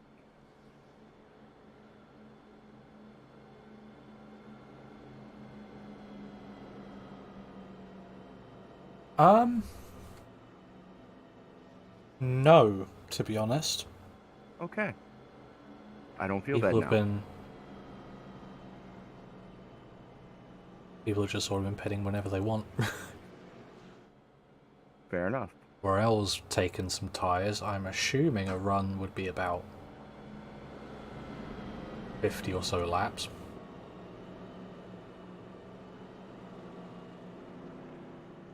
Well, the reason I was asking is because we know that they can't make it from here. Yeah. That's a safe bet.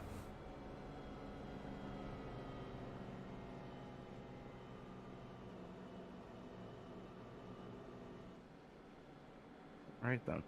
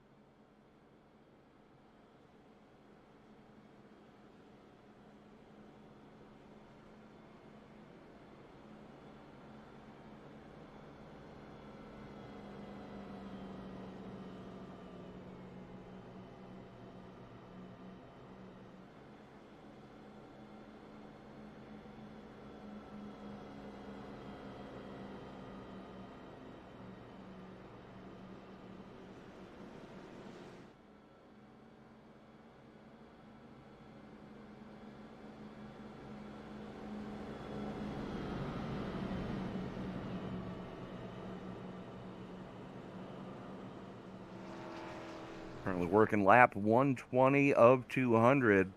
We're about to be 80 to go at the stripe. Lights should be going out on the pace car this time. Yeah. Brostrom, Battle, Weimer, Hagman, Sear, Waller, Wilson, Thorne, Banner, and Cook rounding out your top 10. But keep your eye on the 20. As Chris Worrell lurking back there just outside the top 10. Gonna have some fresh shoes on that machine. Looks like according to Banner, stint is about 41 to 46 laps, so...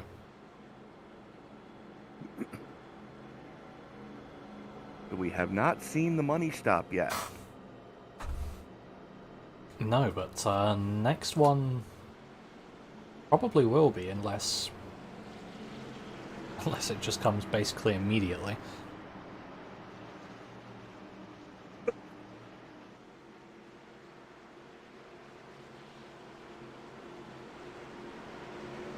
Laps and a 65% fuel fill?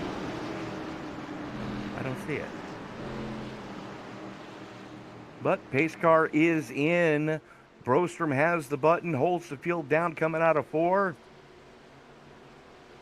Green flag back in the air, and we are back underway. Brostrom got a great jump that time, as did Battle. Battle with the nose out front going through 1 and 2. Gonna have the momentum down the back straightaway as Brostrom battles back to the inside, still right there. Full send it mode again for the 22, and here comes Hagman in the 5. I'm just going to pull my attention back to Chris Worrell. He's already going past Eugene Thorne. He's up into 8th, or he started 11th. He's going to be chasing down the 14 of Isaac Wilson pretty quickly, trying to get further up from there, but this field being held back a bit by Battle and Hagman, going side by side.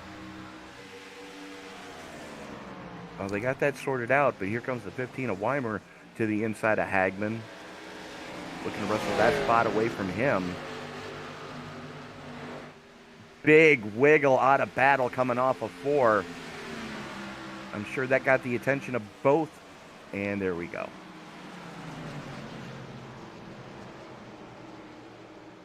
What happened to Johnny Castle? Oh, let's take a look.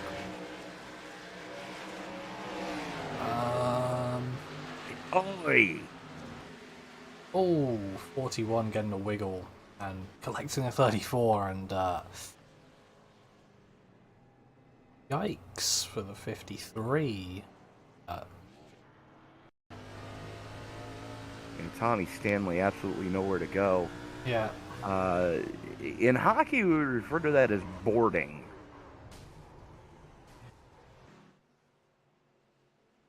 Oh.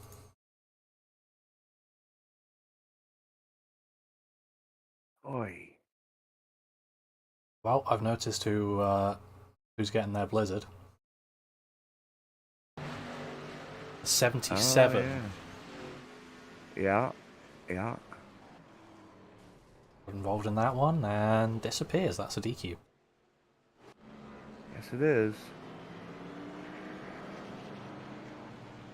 Now, looks like there will be some pitters, so no, this will not be the last one. 41, no decision as to whether to go in or not.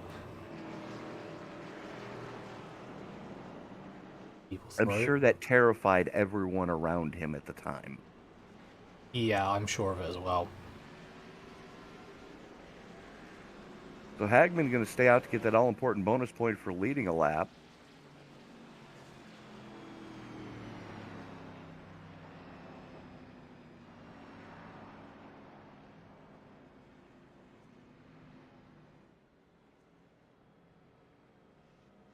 And yes, that is Linus Brostrom's pit board with Mine Turtle on it.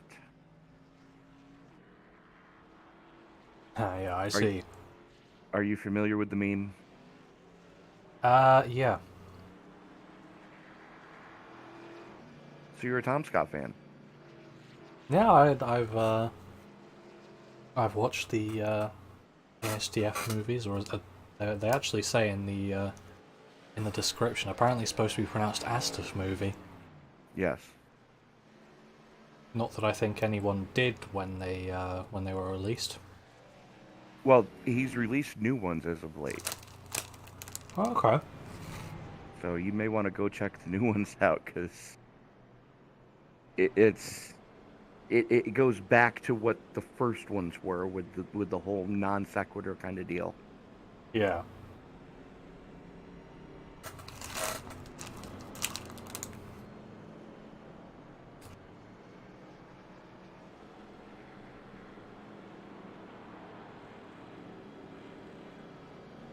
Oh no, I am not stepping on you. Ah. Sorry, had to go there.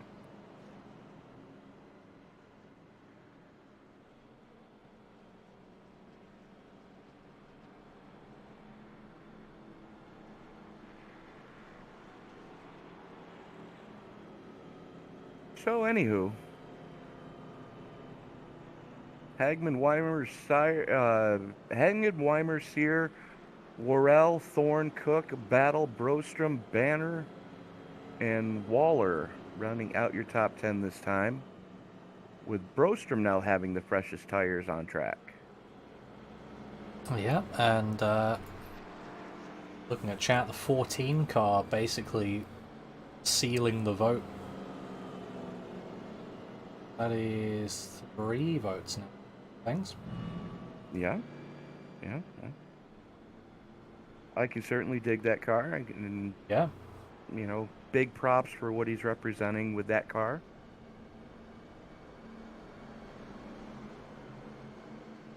Yeah, absolutely.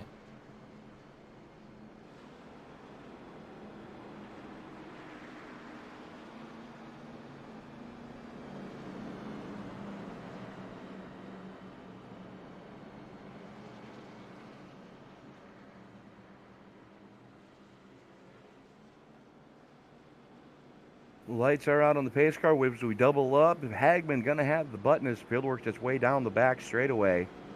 And Jason, I'm pleasantly surprised that no one has caught the jut out yet, going down the middle of the back straightaway.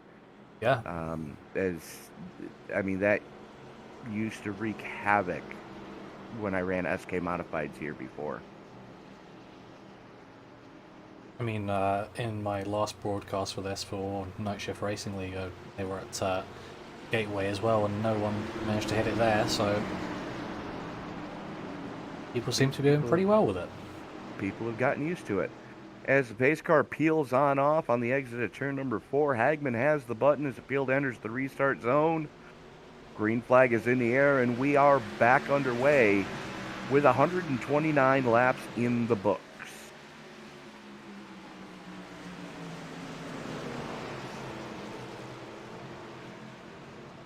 And Chris Worrell already flirting with the podium, as they're 3 wide with Linus Brostrom behind them. Well, it's not just Worrell who is putting it 3 wide. Speaking of, he's now up in second. My only question is, how do Worrell and Brostrom fit in the cars? Yeah, I see where you're coming from with that. You understand the question I'm asking? Yeah. Okay, just want to make sure we're on the same page. With difficulty, I think is the correct answer there.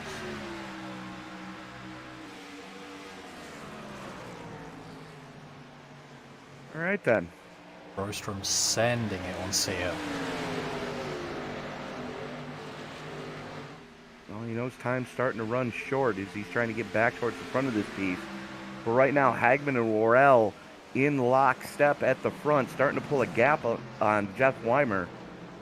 Weimer now has to deal with the double deuce of Brostrom as they come out of turn number 2. Brostrom looks to the inside as he tries to pull alongside of Weimer. Expect a full send going into 3. And there it is.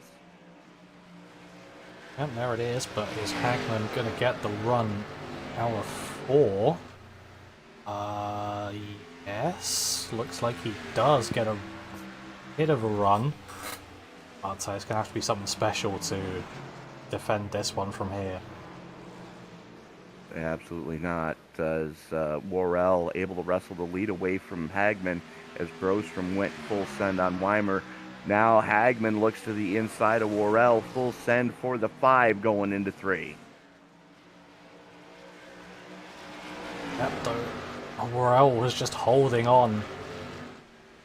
He was still there for quite a lot of the corner, and now getting alongside once again. As is Linus Broström going to look to follow Worrell through? Deciding where to go. Knowing Linus, he's probably going to want to make it. Ooh. Whoa, big wiggle out of the 20 coming off a 2. That's That not checks going to help up his run. Hagman. That checked up Hagman, and it let Broström get by. Now Broström works on the back of the Ream number 20.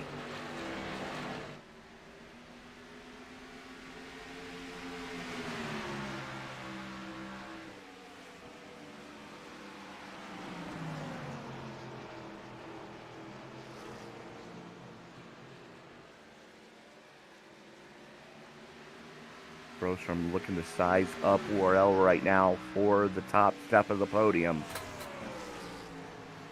Working lap 134, getting ready to put 134 in the books. Big puff of smoke coming through 3. We've got a car smoking. That's the 53 getting ready to hand grenade an engine. Get that into the pits before you do. Yeah, absolutely. As Worrell and Broström starting to pull a gap on Marcus Hagman. Broström throws it to the inside going into 3. Both those guys know how to go full send mode. Broström had the clear going in, does not have, and yes, he now has the clear coming off. Checked Worrell up just ever so slightly on corner exit. Worrell looking to get the crossover going into 1. Broström has it cut off and slams the door in his face. Getting that one done. Looking back at fan favourite paint scheme Isaac Wilson in the 14 trying to get past Eugene Thorne. Contact. About yet. Well, there was contact going into 3 as it was left rear to right front and sent the 23 up the track. He hemorrhaged a couple of spots there. Now falls back behind both Chad Waller and Derek Cook as Wilson now sets his sights on trying to reel in the 24 of Jalen Battle. Something happened to Battle. Oh no.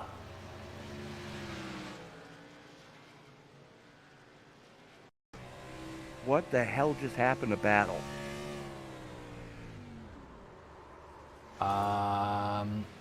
Loose, trying to keep it out the wall. I mean, he got it stopped. Eugene Thorne had no chance of seeing it in time. They smashed straight in the back of him. That's probably an engine for Thorne. As yeah. I think he's parked it and got out the car immediately. Yes, he has. He has put it on the hauler. Because that is unfortunate.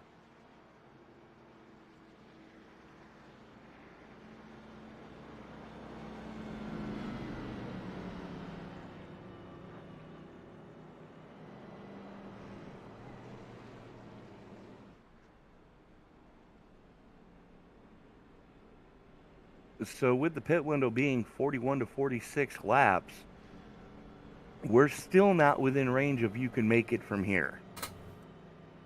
No. Still people coming into the pits anyway. Worrell, Wymasia, Wilson, Cook, Tomlinson and Battle in.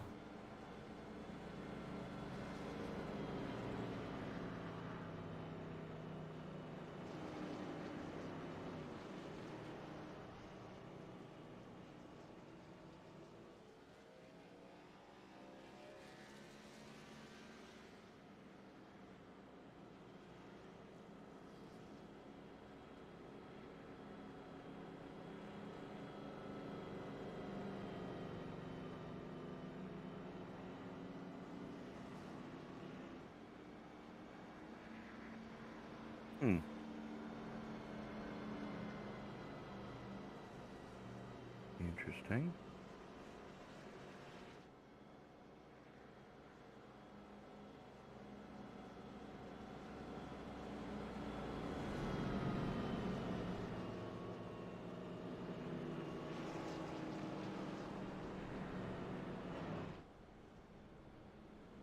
Jason, at the rate we're going, I don't know if we're going to get to 200 laps.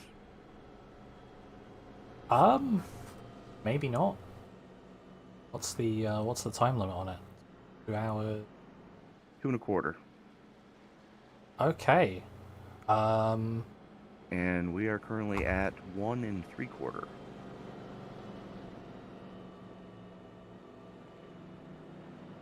Let me try and use that brain of mine.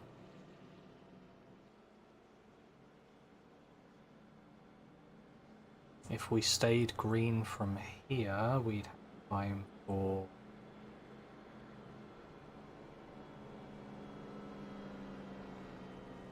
54 laps.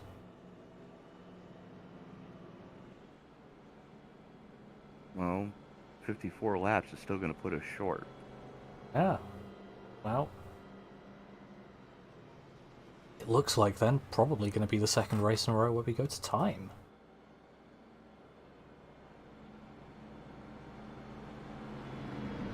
I mean, that's probably not helped by the fact that despite this being a 1 1/4 mile, it's quite a slow track. Yeah, this is the only track over 1 mile that actually races like a short track. Yeah. Because of how flat it is.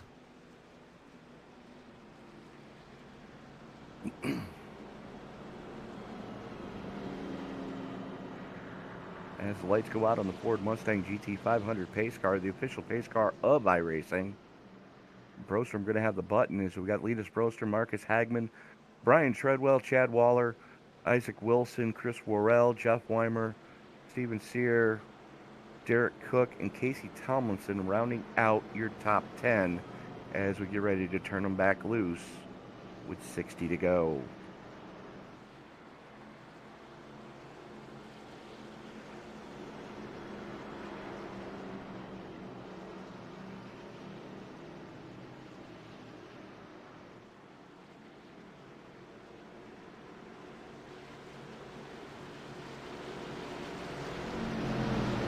Coming out of turn 4, pace car makes that hard left turn to take the short chute onto pit road. Brostrom has the button as they come down the front stretch here at Gateway.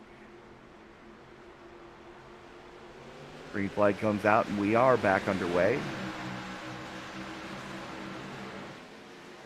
Again, I want to remind everybody that we are taking votes on who your favorite paint scheme is tonight. Right now, the Autism Awareness number 14 currently sitting in the number 5 spot of Isaac Wilson leading the voting. Chris Worrell trying to ruin that party. Chris Worrell definitely trying to ruin that party, but we did receive word that Wilson running that paint scheme in honor of his kid. So hats off to you, sir. Brostrom starting to flex a little bit at the front of this piece as he starts to pull a gap on his fellow countryman, Marcus Hagman. Worrell now works to the inside of Brian Treadwell. Treadwell, the biggest positive mover tonight, currently up 22, about to make that 21, make that 20 as the 15 gets by him as well.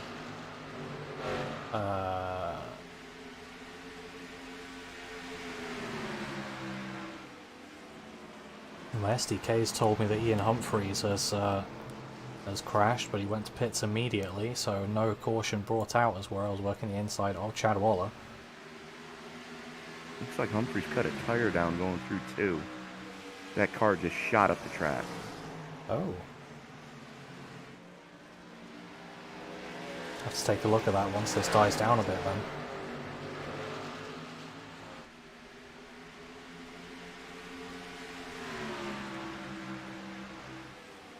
Battle for second hot and heavy right now between Hagman and Worrell. Worrell on the low side, Hagman on the top side. As Weimer looking to get by Hagman as well, thinks better of it. Drag race down the back straightaway as Weimer going to pull alongside of the 5. Yeah, he's He's just showing what fresh tyres can do. Self and morale on the freshest tyres of everyone.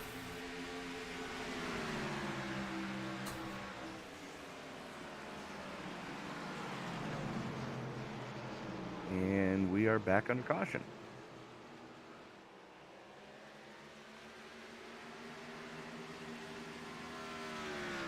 Who was that for?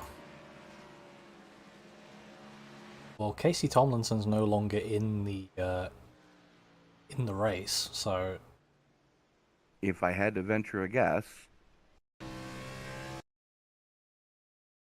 that's sideways.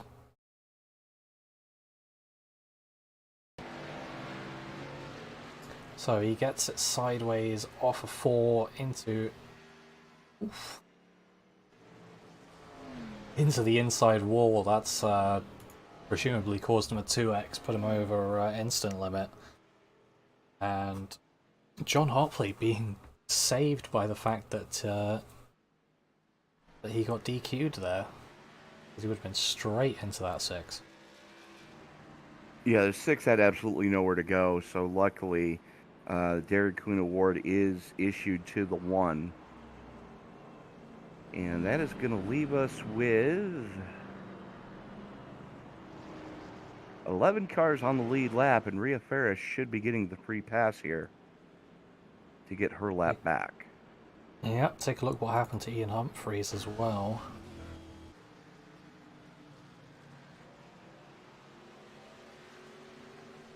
So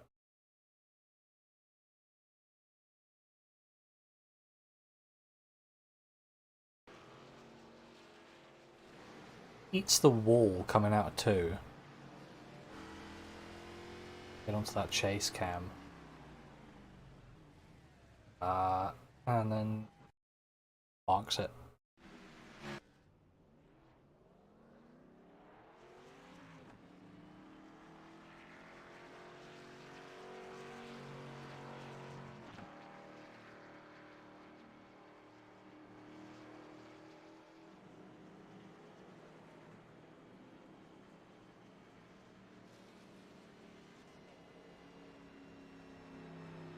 Jason, if this keeps up much longer, I might have to leave to go to my 3rd race of the evening. That'll be okay. Not that I want to, but hey. Yeah. Good luck with that one for if you have to leave us early. Thank you, sir. When's that one starting out again? In about 25 minutes. Okay, yeah. Yeah. So you'll be heading off just before this race ends. We are ending at about 25 by the looks of things. It's about what my math works out to.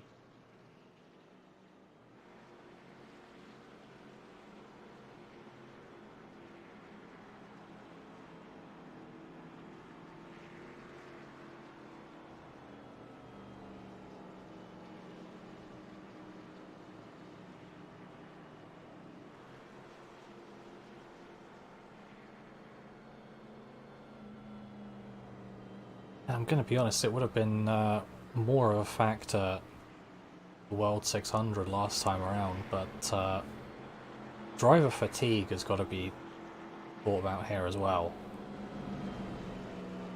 Absolutely, yes. You are correct, sir. This is technically a more difficult track, I'd say, than Charlotte, just because of how flat it is. Yeah? And how Yeah. 1 and 2 are so wildly different from 3 and 4. You are correct, sir. You know, as far as that all goes, you know, it's definitely very easy to, you know, to have things go horribly wrong horribly quickly Hmm. when you put a driver under pressure in a situation this late in an event. Yeah.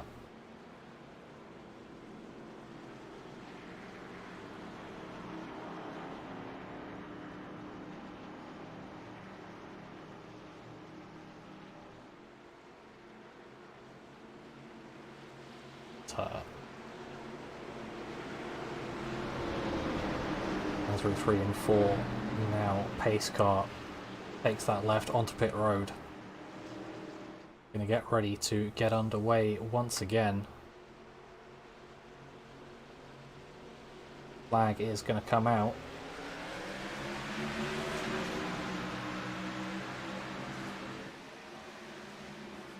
And they're 3 wide coming into turn 1 for about 6th place. Gotta just get that sorted though.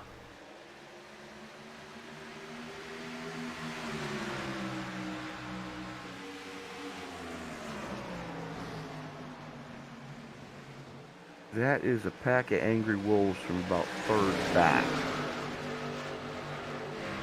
Yep, I can only agree with you. Are they 3? Not quite. Just barely. Yeah. And Jeff Weimer, in the 15, going to lead his first lap of the night, getting that all-important bonus point. And especially with how tight the points battle is coming into tonight, every point counts moving forward. Yeah, absolutely. Watch Linus Brostrom here, because he now has the freshest tyres of everyone. And looking at how we're going to end under time, that probably could have been his money stop. Very well could have been. As my maths makes it, what, 17 minutes?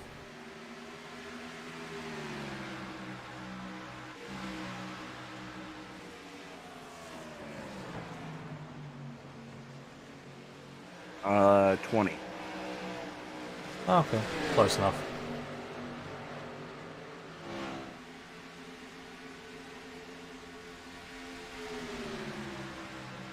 Brostrom now setting quick time of the race. Working on the inside of Jeff Weimer.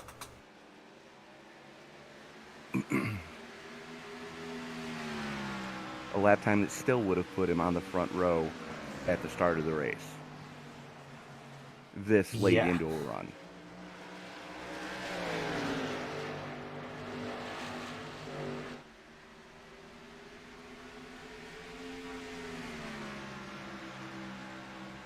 Very impressive stuff as well. We're going to send one up the inside of Weimer.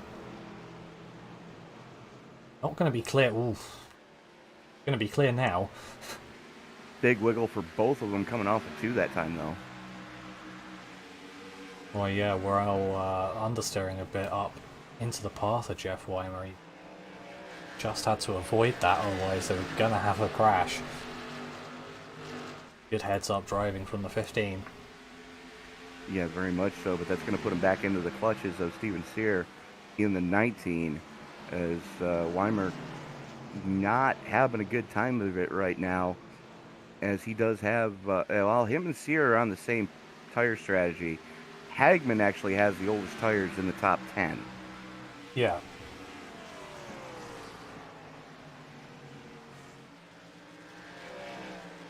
Of which, if another caution were to come out, then obviously he's going to pit, he's going to be in a great position with those fresh tyres. You are correct, sir. He's just going to have to suffer it for now.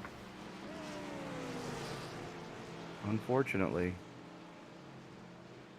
Linus Brostrom, Chris Worrell, Jeff Weimer, Steven Sear, Marcus Hagman, Chad Waller, Isaac Wilson, Derek Cook, Brian Treadwell, and JV Banner for the first time into the top 10 tonight. We haven't heard a lot out of the 48, but definitely making something happen. He's up 15 from where he started. Biggest mover award goes to the number 16, though, of Brian Treadwell, as he's up 17 from where he started. Yeah, great work from him and from JB Banner as well, as you said. But up here, Hagman's still able to stay on the back of Steven Sear despite the tyre differences. Jeff Wyman not getting away too easily either. The three of those are pretty much going to be your battle for right now, as you've got a pretty decent gap between Linus Brostrom and Chris Worrell, and then from Worrell to Weimer, about the same. So Yeah.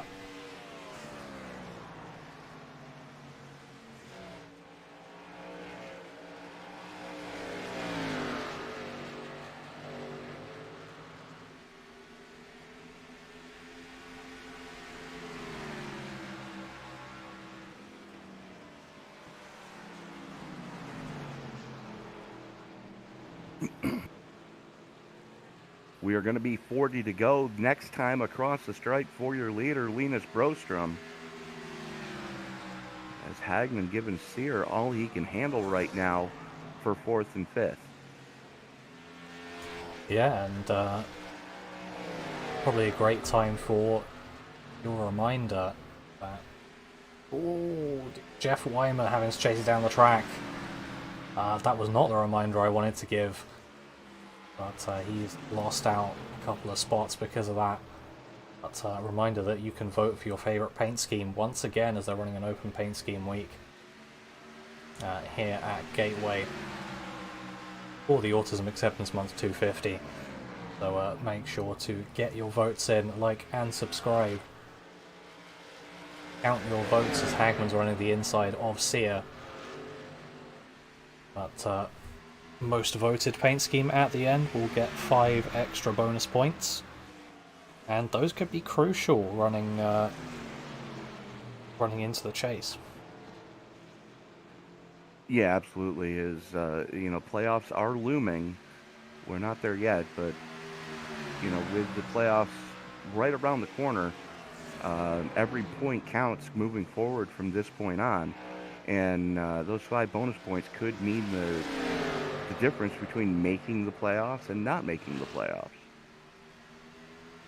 Yeah, I mean, after this we're going to have 5 races to go until we get to that cutoff. Top 12 going to be in the running to win the whole thing. See it working the inside of Hagman, those two still battling it out.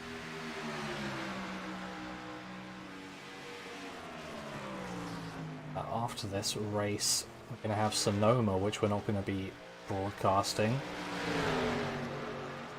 Then Nashville, Richmond, New Hampshire and Pocono to round out the main season. Oh, they're going to be 3 wide. Yikes. Engines keep it clean though, so Sear getting through on Hagman. Swede isn't going to give up though. I don't think he knows how to give up. I mean, I've been racing with Marcus for the better part of, or I've been around Marcus racing, I should say, for the better part of the last 6 years. I don't think he understands that word in English, and I don't think there is one in Swedish. Yeah, I was about to say, does that vocabulary exist in Swedish? Yeah, it's like if you talk about the Eskimos have 14 different words for ice. They don't know what love is. Well, Similar situation. Going to be diving down pit road. This is definitely going to be his money stop, as we got, I'll make that about 12 minutes left. Let's see. Carry the 2 minus the 1.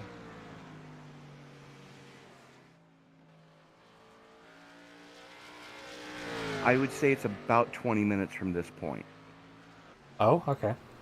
Because they're I misspoke. It's 2 hours 25 minutes is the time allotment. And if you add the 2.5 minutes of grid time right around 20 minutes from now. Okay.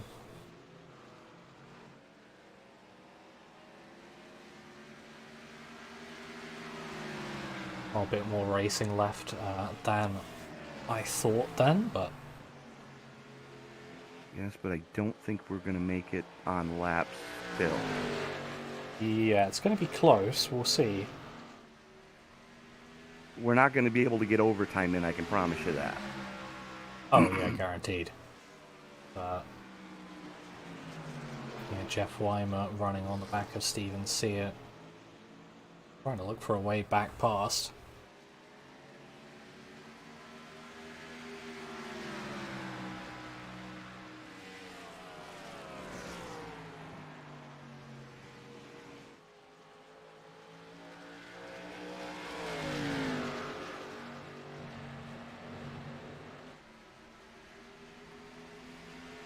Battle for third is your closest battle on track right now. That's the 19 of Sear, the 15 of Weimer wants it. Want to thank everybody for joining us in the chat tonight. Thank you so much for letting us be a part of your Sunday evening. I'm Tony Trapasso. Alongside me is my partner in crime, the man, the myth, the living legends on the 1 and 2, the wheels of steel over in the production truck, Mr. Jason Sawford. And you have been watching a presentation of the iSNF Sunday Night Cup Series. As we are at Gateway and quickly approaching the end of this, as here comes Hagman on the fresh tires. Yep, he's looking to get his lap back. Obviously, putting under green flag, you're going to lose a lap, but that extra time gain is going to be crucial, and he is the first car not on lead lap, so it's got to be something for him at least. Cruising his way around Weimer and Sear.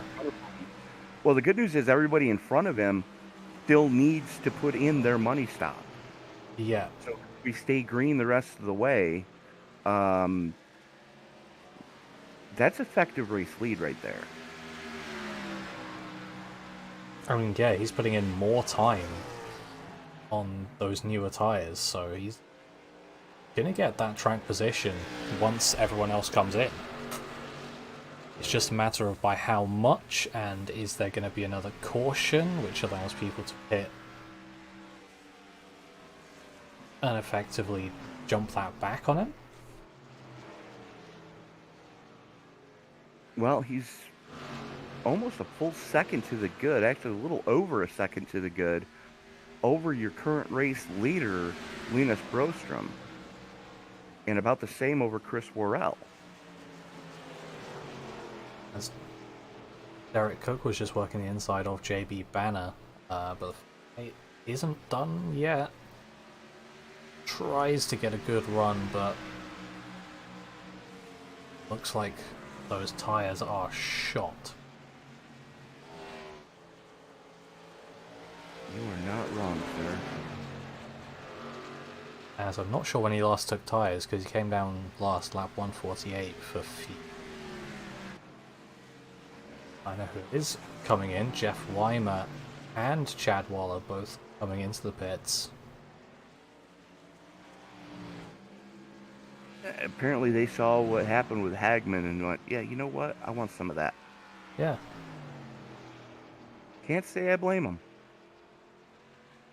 Yeah, no, exactly. I'd want to be doing that as well, but I have to say, once he's got clean air, Linus Brostrom has just been able to run away here. He's 6 seconds up on 20 of Chris Worrell. And Worrell is about 4.5 seconds up on the 19 of Sear. Yeah. So we got some runaways going at the front of this. Yeah, but it's just a matter of what's going to happen with that timing. We got 26 to go.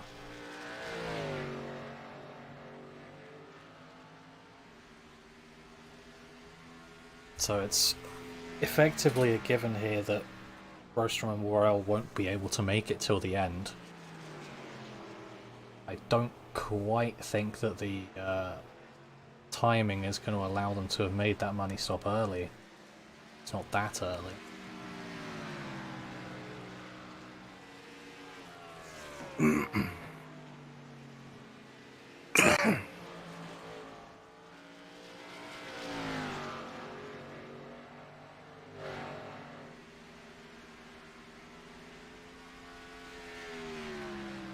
It's still a little early to be able to figure that one out yet. Yeah. As Steven Sear in the pits now as well. Promotes that 14 of Isaac Wilson into the top 3 as Linus Broström decides to come pit side as well. Taking that access road.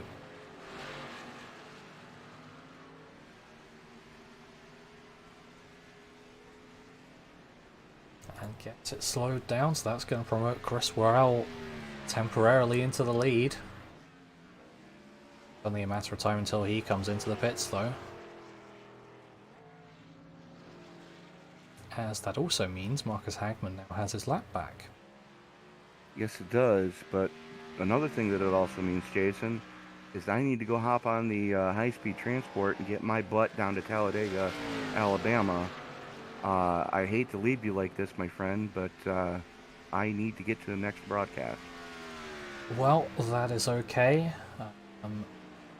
Good luck. And I'll see you Friday. Yeah, sure thing.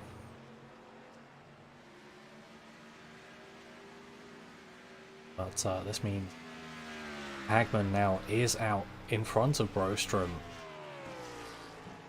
But 12 lap younger tyres for Linus Broström is gonna do some good work for him. We'll wait and see how good exactly it's gonna be, but pretty much everyone from Hagman back has taken their money stop now, guaranteed, unless there is a late caution and people want to take tyres. But Worrell, Cook and Banner still to come in. As we're going to see exactly what these fresh tyres can do as opposed to old tyres with Hagman versus Banner. In fact, Hagman's tyres aren't exactly even that fresh anymore. They said Broström behind 12 lap younger tyres.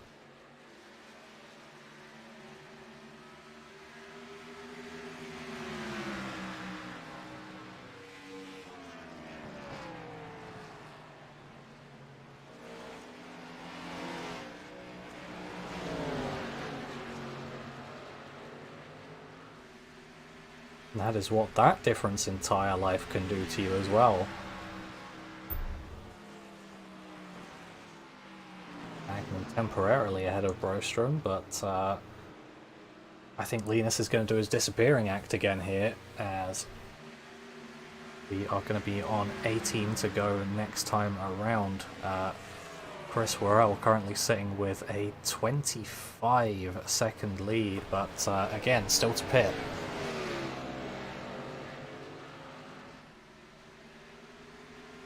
Actually going to be running it much closer on time than I thought. It's going to be 3 wide coming into turn 1. Broström's trying to make his way. He's got past Derek Cook and now also past Brian Treadwell.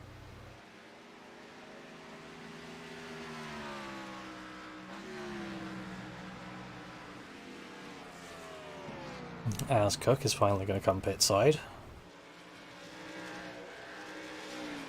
And that leaves only Worrell,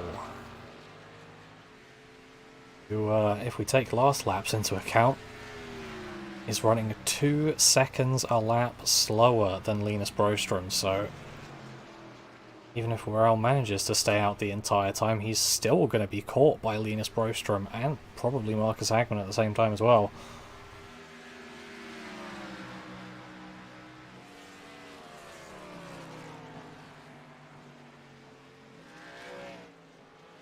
But just a reminder that if you like what you see, then don't forget to hit that subscribe button. Hit a like on this live stream. And again, you can vote for your favourite paint schemes. Didn't get Tony's vote. So, looks like the 14 car is doing very well in that. Now with 4 votes on that autism awareness car. 1 of 2 in this race. Rhea Ferris also wearing one with the puzzle pieces at the back, as opposed to Isaac Wilson with the puzzle pieces at the front.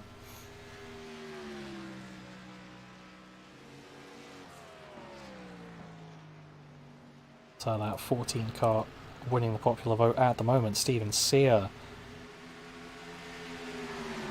is making his way past Chad Wallen. Looks like he might be sizing up a move on Jeff Weimer as well. Quite getting that one done.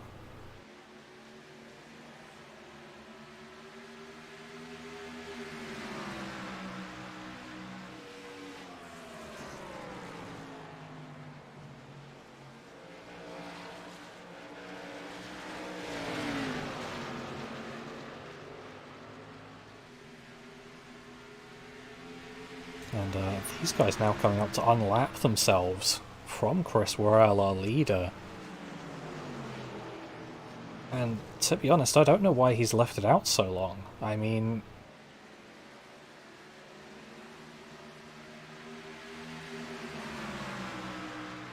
going to be a master play if we get a caution.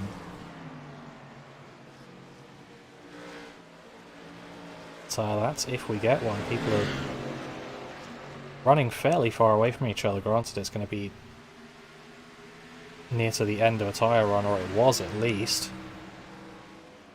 So more likely to make mistakes, but he's still losing about 1.5 seconds a lap behind him.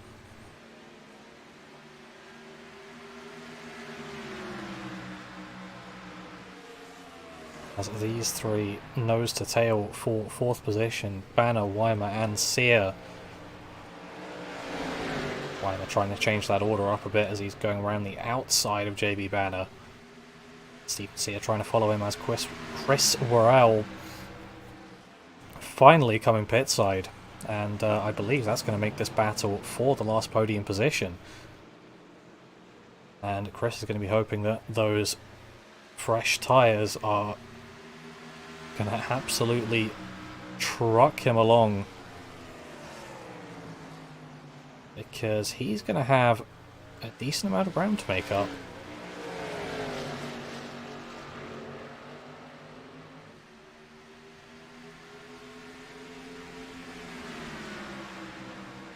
As he is still in the pits, dropping now behind JB Banner, behind Isaac Wilson even.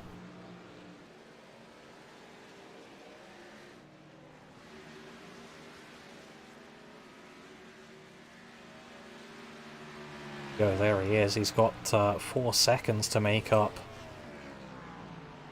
in the space of either 11 laps or about 7 minutes, whichever comes first.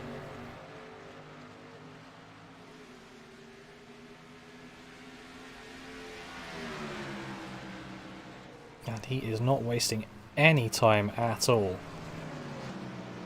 in getting past Isaac Wilson. He's going to be past JB Banner pretty shortly as well. Banner, actually, I've noticed, still yet to pit, so he's on very old tyres, as he last pitted on lap 148, but only fuel.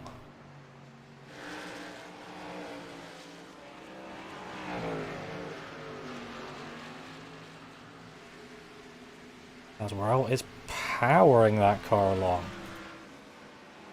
Looking to catch up to these two, Steven Sear and Jeff Weimer. Sear now at the head of this battle.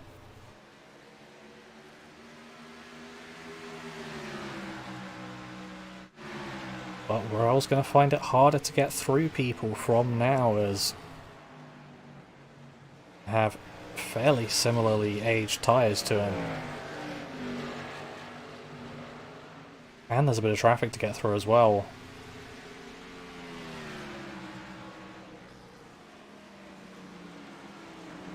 Up out in front, Linus Brostrom's got a 10-second gap on Marcus Hagman, who has a 10-second gap on Steven Sear. But look at this, Worrell getting past Chad Waller there pretty much with ease, and he's right on the back of Jeff Weimer now.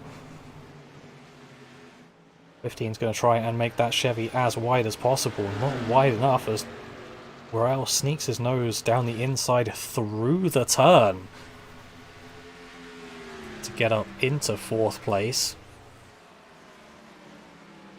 Now only 1 second and 1 more spot to go to get him back up into those podium positions.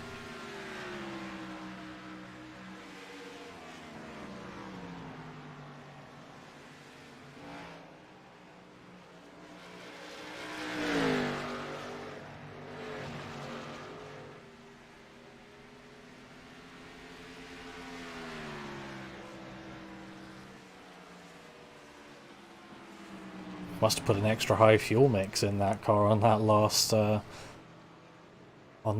pit stop, because this is insane pace from him at the moment.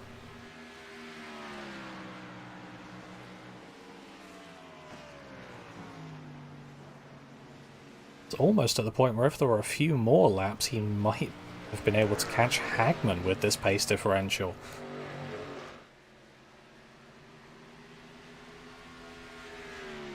Maybe if he would have pitted a few laps earlier, it could have been a reality.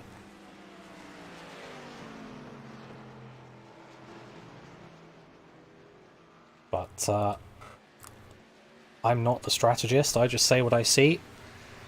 Chad Waller, I see right on the back of Jeff Weimer here. This is the closest battle on track, and we have a caution.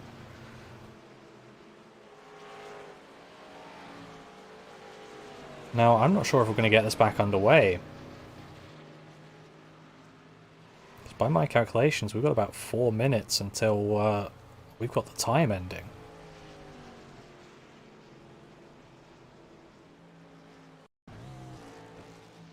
Unfortunately, Isaac Wilson, the fan favourite paint scheme, having a moment coming off at 2. Just to not hit anything or anyone. But that is enough to bring out a caution.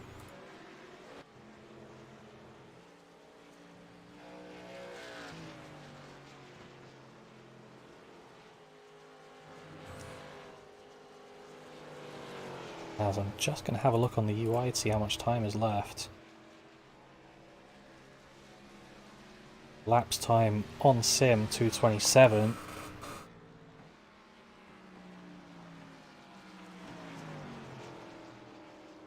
Race length 2:25. Drivers reckon they've run out of time. And I would tend to agree with them.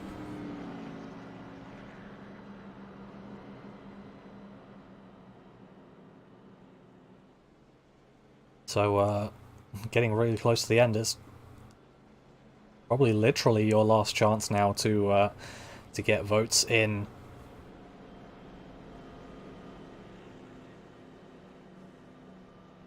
For your favourite paint scheme. 14 car currently sitting on 4 votes. Got a vote for the 99, 48, 11 and 19 and 22.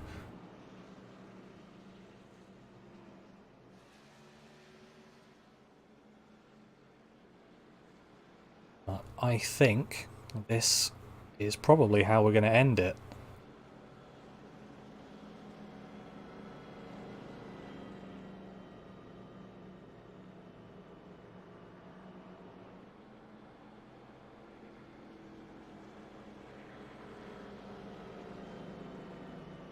Graphics aren't going to be of much help.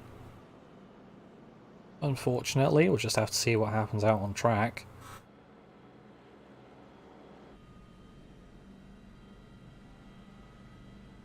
But I believe one of these times round we won't be seeing the yellow flag, we'll probably be seeing the checkered flag.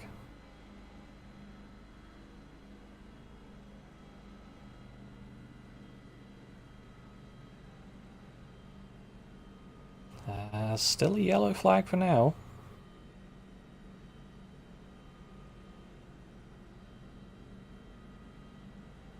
So I'm not sure exactly when time's going to hit 0.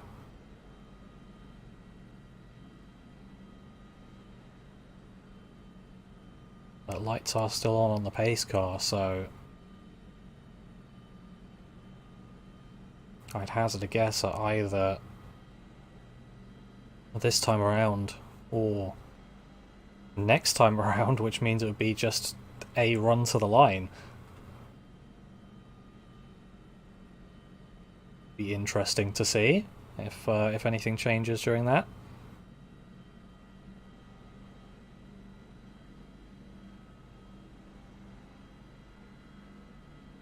We'll just stay on and see what our race leader Linus Broström sees.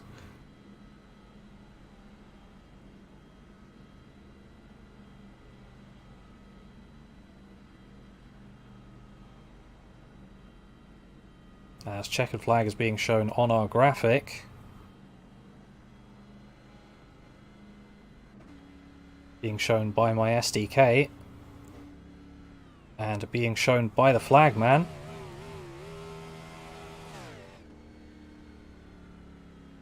Linus revving like a madman, so that is it.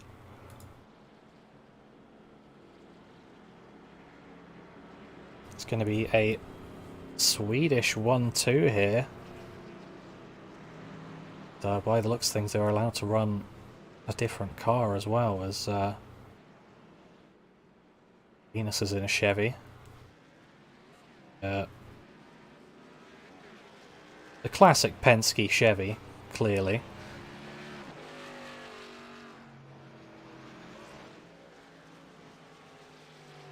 But bit of a race of attrition, this one. But in the end, Linus Broström winning out on that.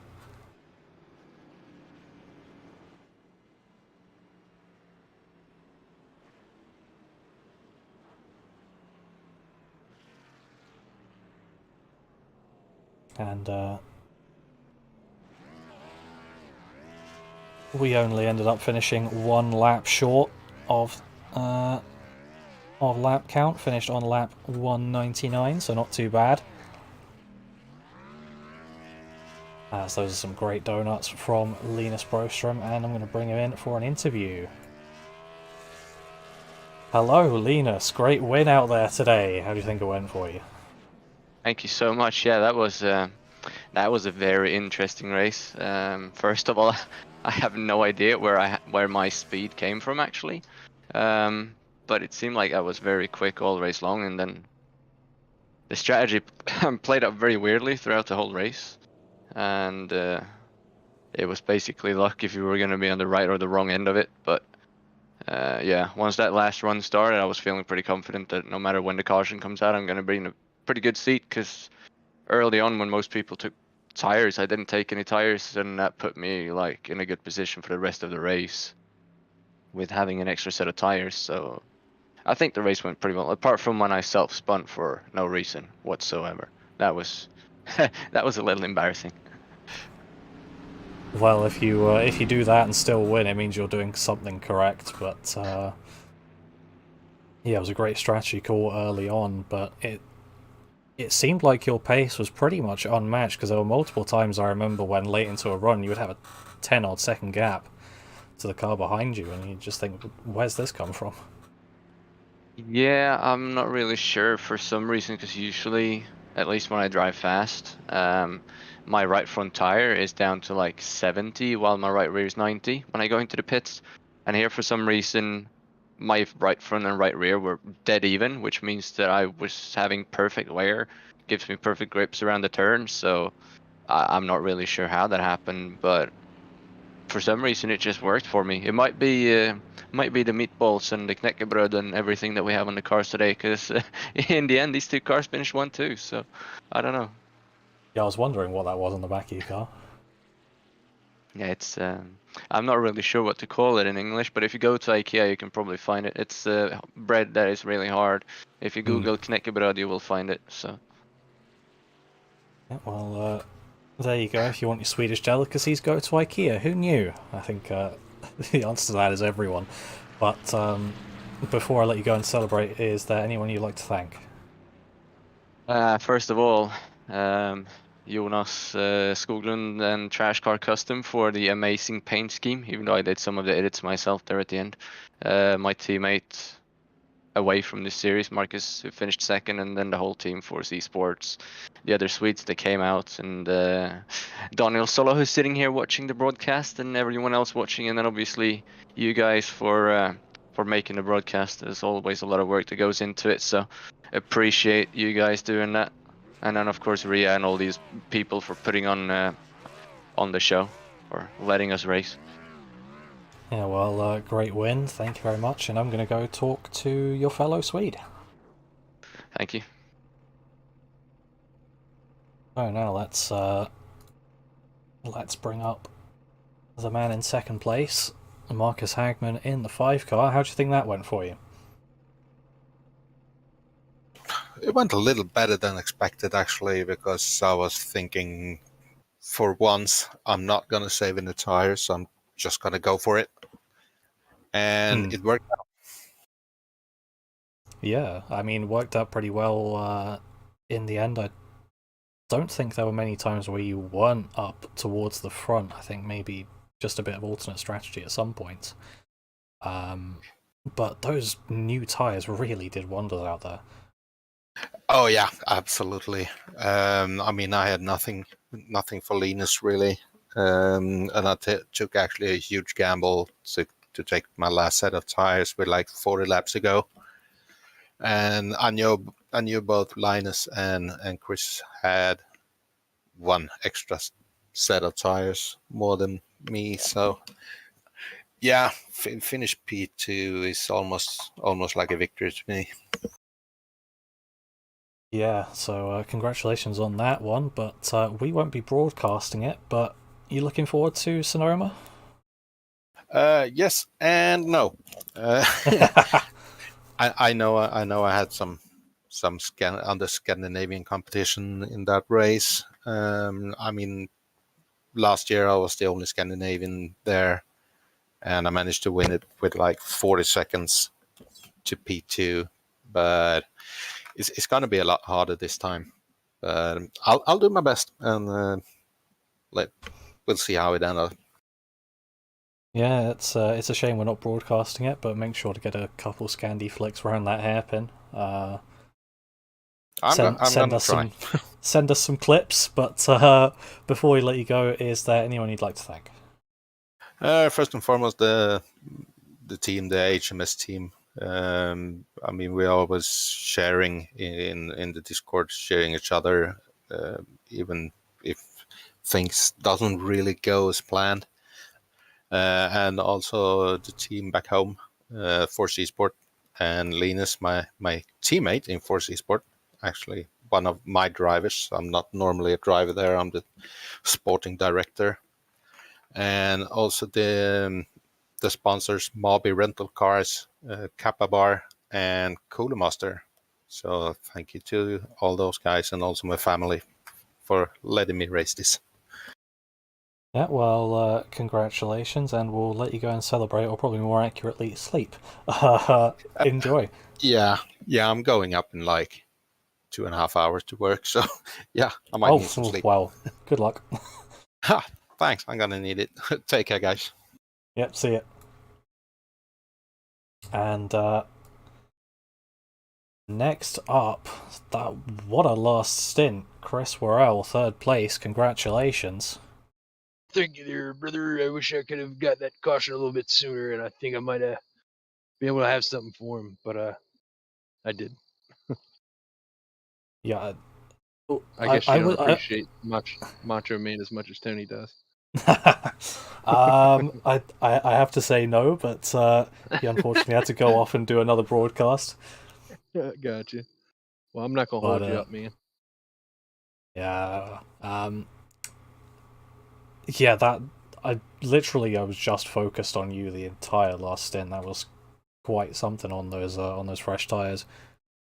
Yeah, I was hoping we get the caution a lot earlier than that because I thought maybe Marcus and Linus used their last set of tires, and that was the only way I was going to be able to beat them. Those guys were just so fast. Mm. So I was really just praying for a caution, and it came after I pit, and I got so excited when the caution came out, and then I found out there was no time left in the race. So then I got sad. I started crying again, and now I'm gonna just I don't know what I'm gonna do. I'm gonna just go keep crying when I get out of here. That's what I do. Wow. Cry when I lose. Yeah, well, But I yeah, mean, go on. I would just say great job to Marcus and Linus. They were super fast. Good job to my teammate Steven. He did a good job finishing it out, 4th place. So yeah, it was a good run. Got 2 of the teammates in here in the top 5, so that's good. Yeah, I mean, 3rd place is still a great finish, and you looking forward to Sonoma next week? We're not going to see it, but only if Linus and Marcus help me practice, because Yeah. if not, they're gonna beat the crap out of me again. So if those guys help me at Sonoma, then yeah, I'll be looking forward to it. But hopefully get a top 5. I'm just praying I don't get lapped by those guys next weekend, and it'll be a good race for me. Yeah, well, good luck with that one. And is there anyone you'd like to thank before I let you go celebrate? Rhea for putting on a great league. My teammates for always being there to talk to you and enjoy, have some good laughs during the race. Marcus and Linus for helping me figure out the track. Watching those guys do it gives me hope that the next time I come back here, I'll run better. And that's about it. And you guys for putting on the broadcast. Yeah, and I'm being asked in the chat. Am I hearing crickets? Oh, you are actually. Wow, I can't believe you're hearing that. Yeah, I had to step outside for a smoke. It was a long race. Yeah, Wow. it really was. But congratulations on that one. Yeah, And thank you, man. we'll let I you go appreciate celebrate. it. Will do. Oh, accidentally cut him off. Sorry, Chris. But yeah, I will grab the paint scheme winner. Hello, Isaac. How are you? Hi, guys. Just brought you up here to let you know, you've probably heard already, that you are the winner of the best paint scheme, so 5 extra bonus points to you. Congratulations. Yeah, I watch y'all's broadcast when I'm racing. I like getting insight what's going on. But big shout out to Thomas Stanley. He's the one that put that together for me. Went out of his way to make a special scheme for my kid, and my kid was mad at you guys. He's got Charmander and Charizard mixed up. He wasn't happy when he heard that. That's why I got on the mic. I was like, I don't know broadcast here, but that is a Charmander, not a Charizard. So, but my kid, he's on the spectrum. So any chance I get, during autism awareness, I always run paint schemes for it. And for Rita to let us run a paint scheme of pick and choose our paint schemes is pretty cool. Especially I know we got league members on the spectrum, but me having a kid on the spectrum just meant a lot more. Being able to put something on there for the kiddo. Yeah, it was a great paint scheme as well. And just while you're here, might as well talk us through how your race went. I mean, before that half spin at the end, we'll ignore that. Yeah, that was just I was trying to catch 2 guys in front of me. I was catching them and got on the gas a little too quick. But other than that, I mean, phenomenal race. I had 2X. One was entering pit lane a little too late on a caution, and the other one was sliding through the grass on green flag. But one of the best races I think we've had in this league in a while. I know we didn't make it on last, which was shocking because I think we only had 11, 12 cautions, something like that. One of the first times in a long time we've had green flag pit stop, so it was a really good race. Everyone, for the most part, where I was running, they gave plenty of room. Someone overshot a corner. There wasn't someone tried to take advantage of that. They kind of went up a little bit higher to give them room. So big shout out to everyone that ran around. Sorry for running you off the road, but was learning the track just like everybody else. But it was definitely fun. Looking forward to Sonoma next week, and then whichever tracks after that, because just barely above the playoff line.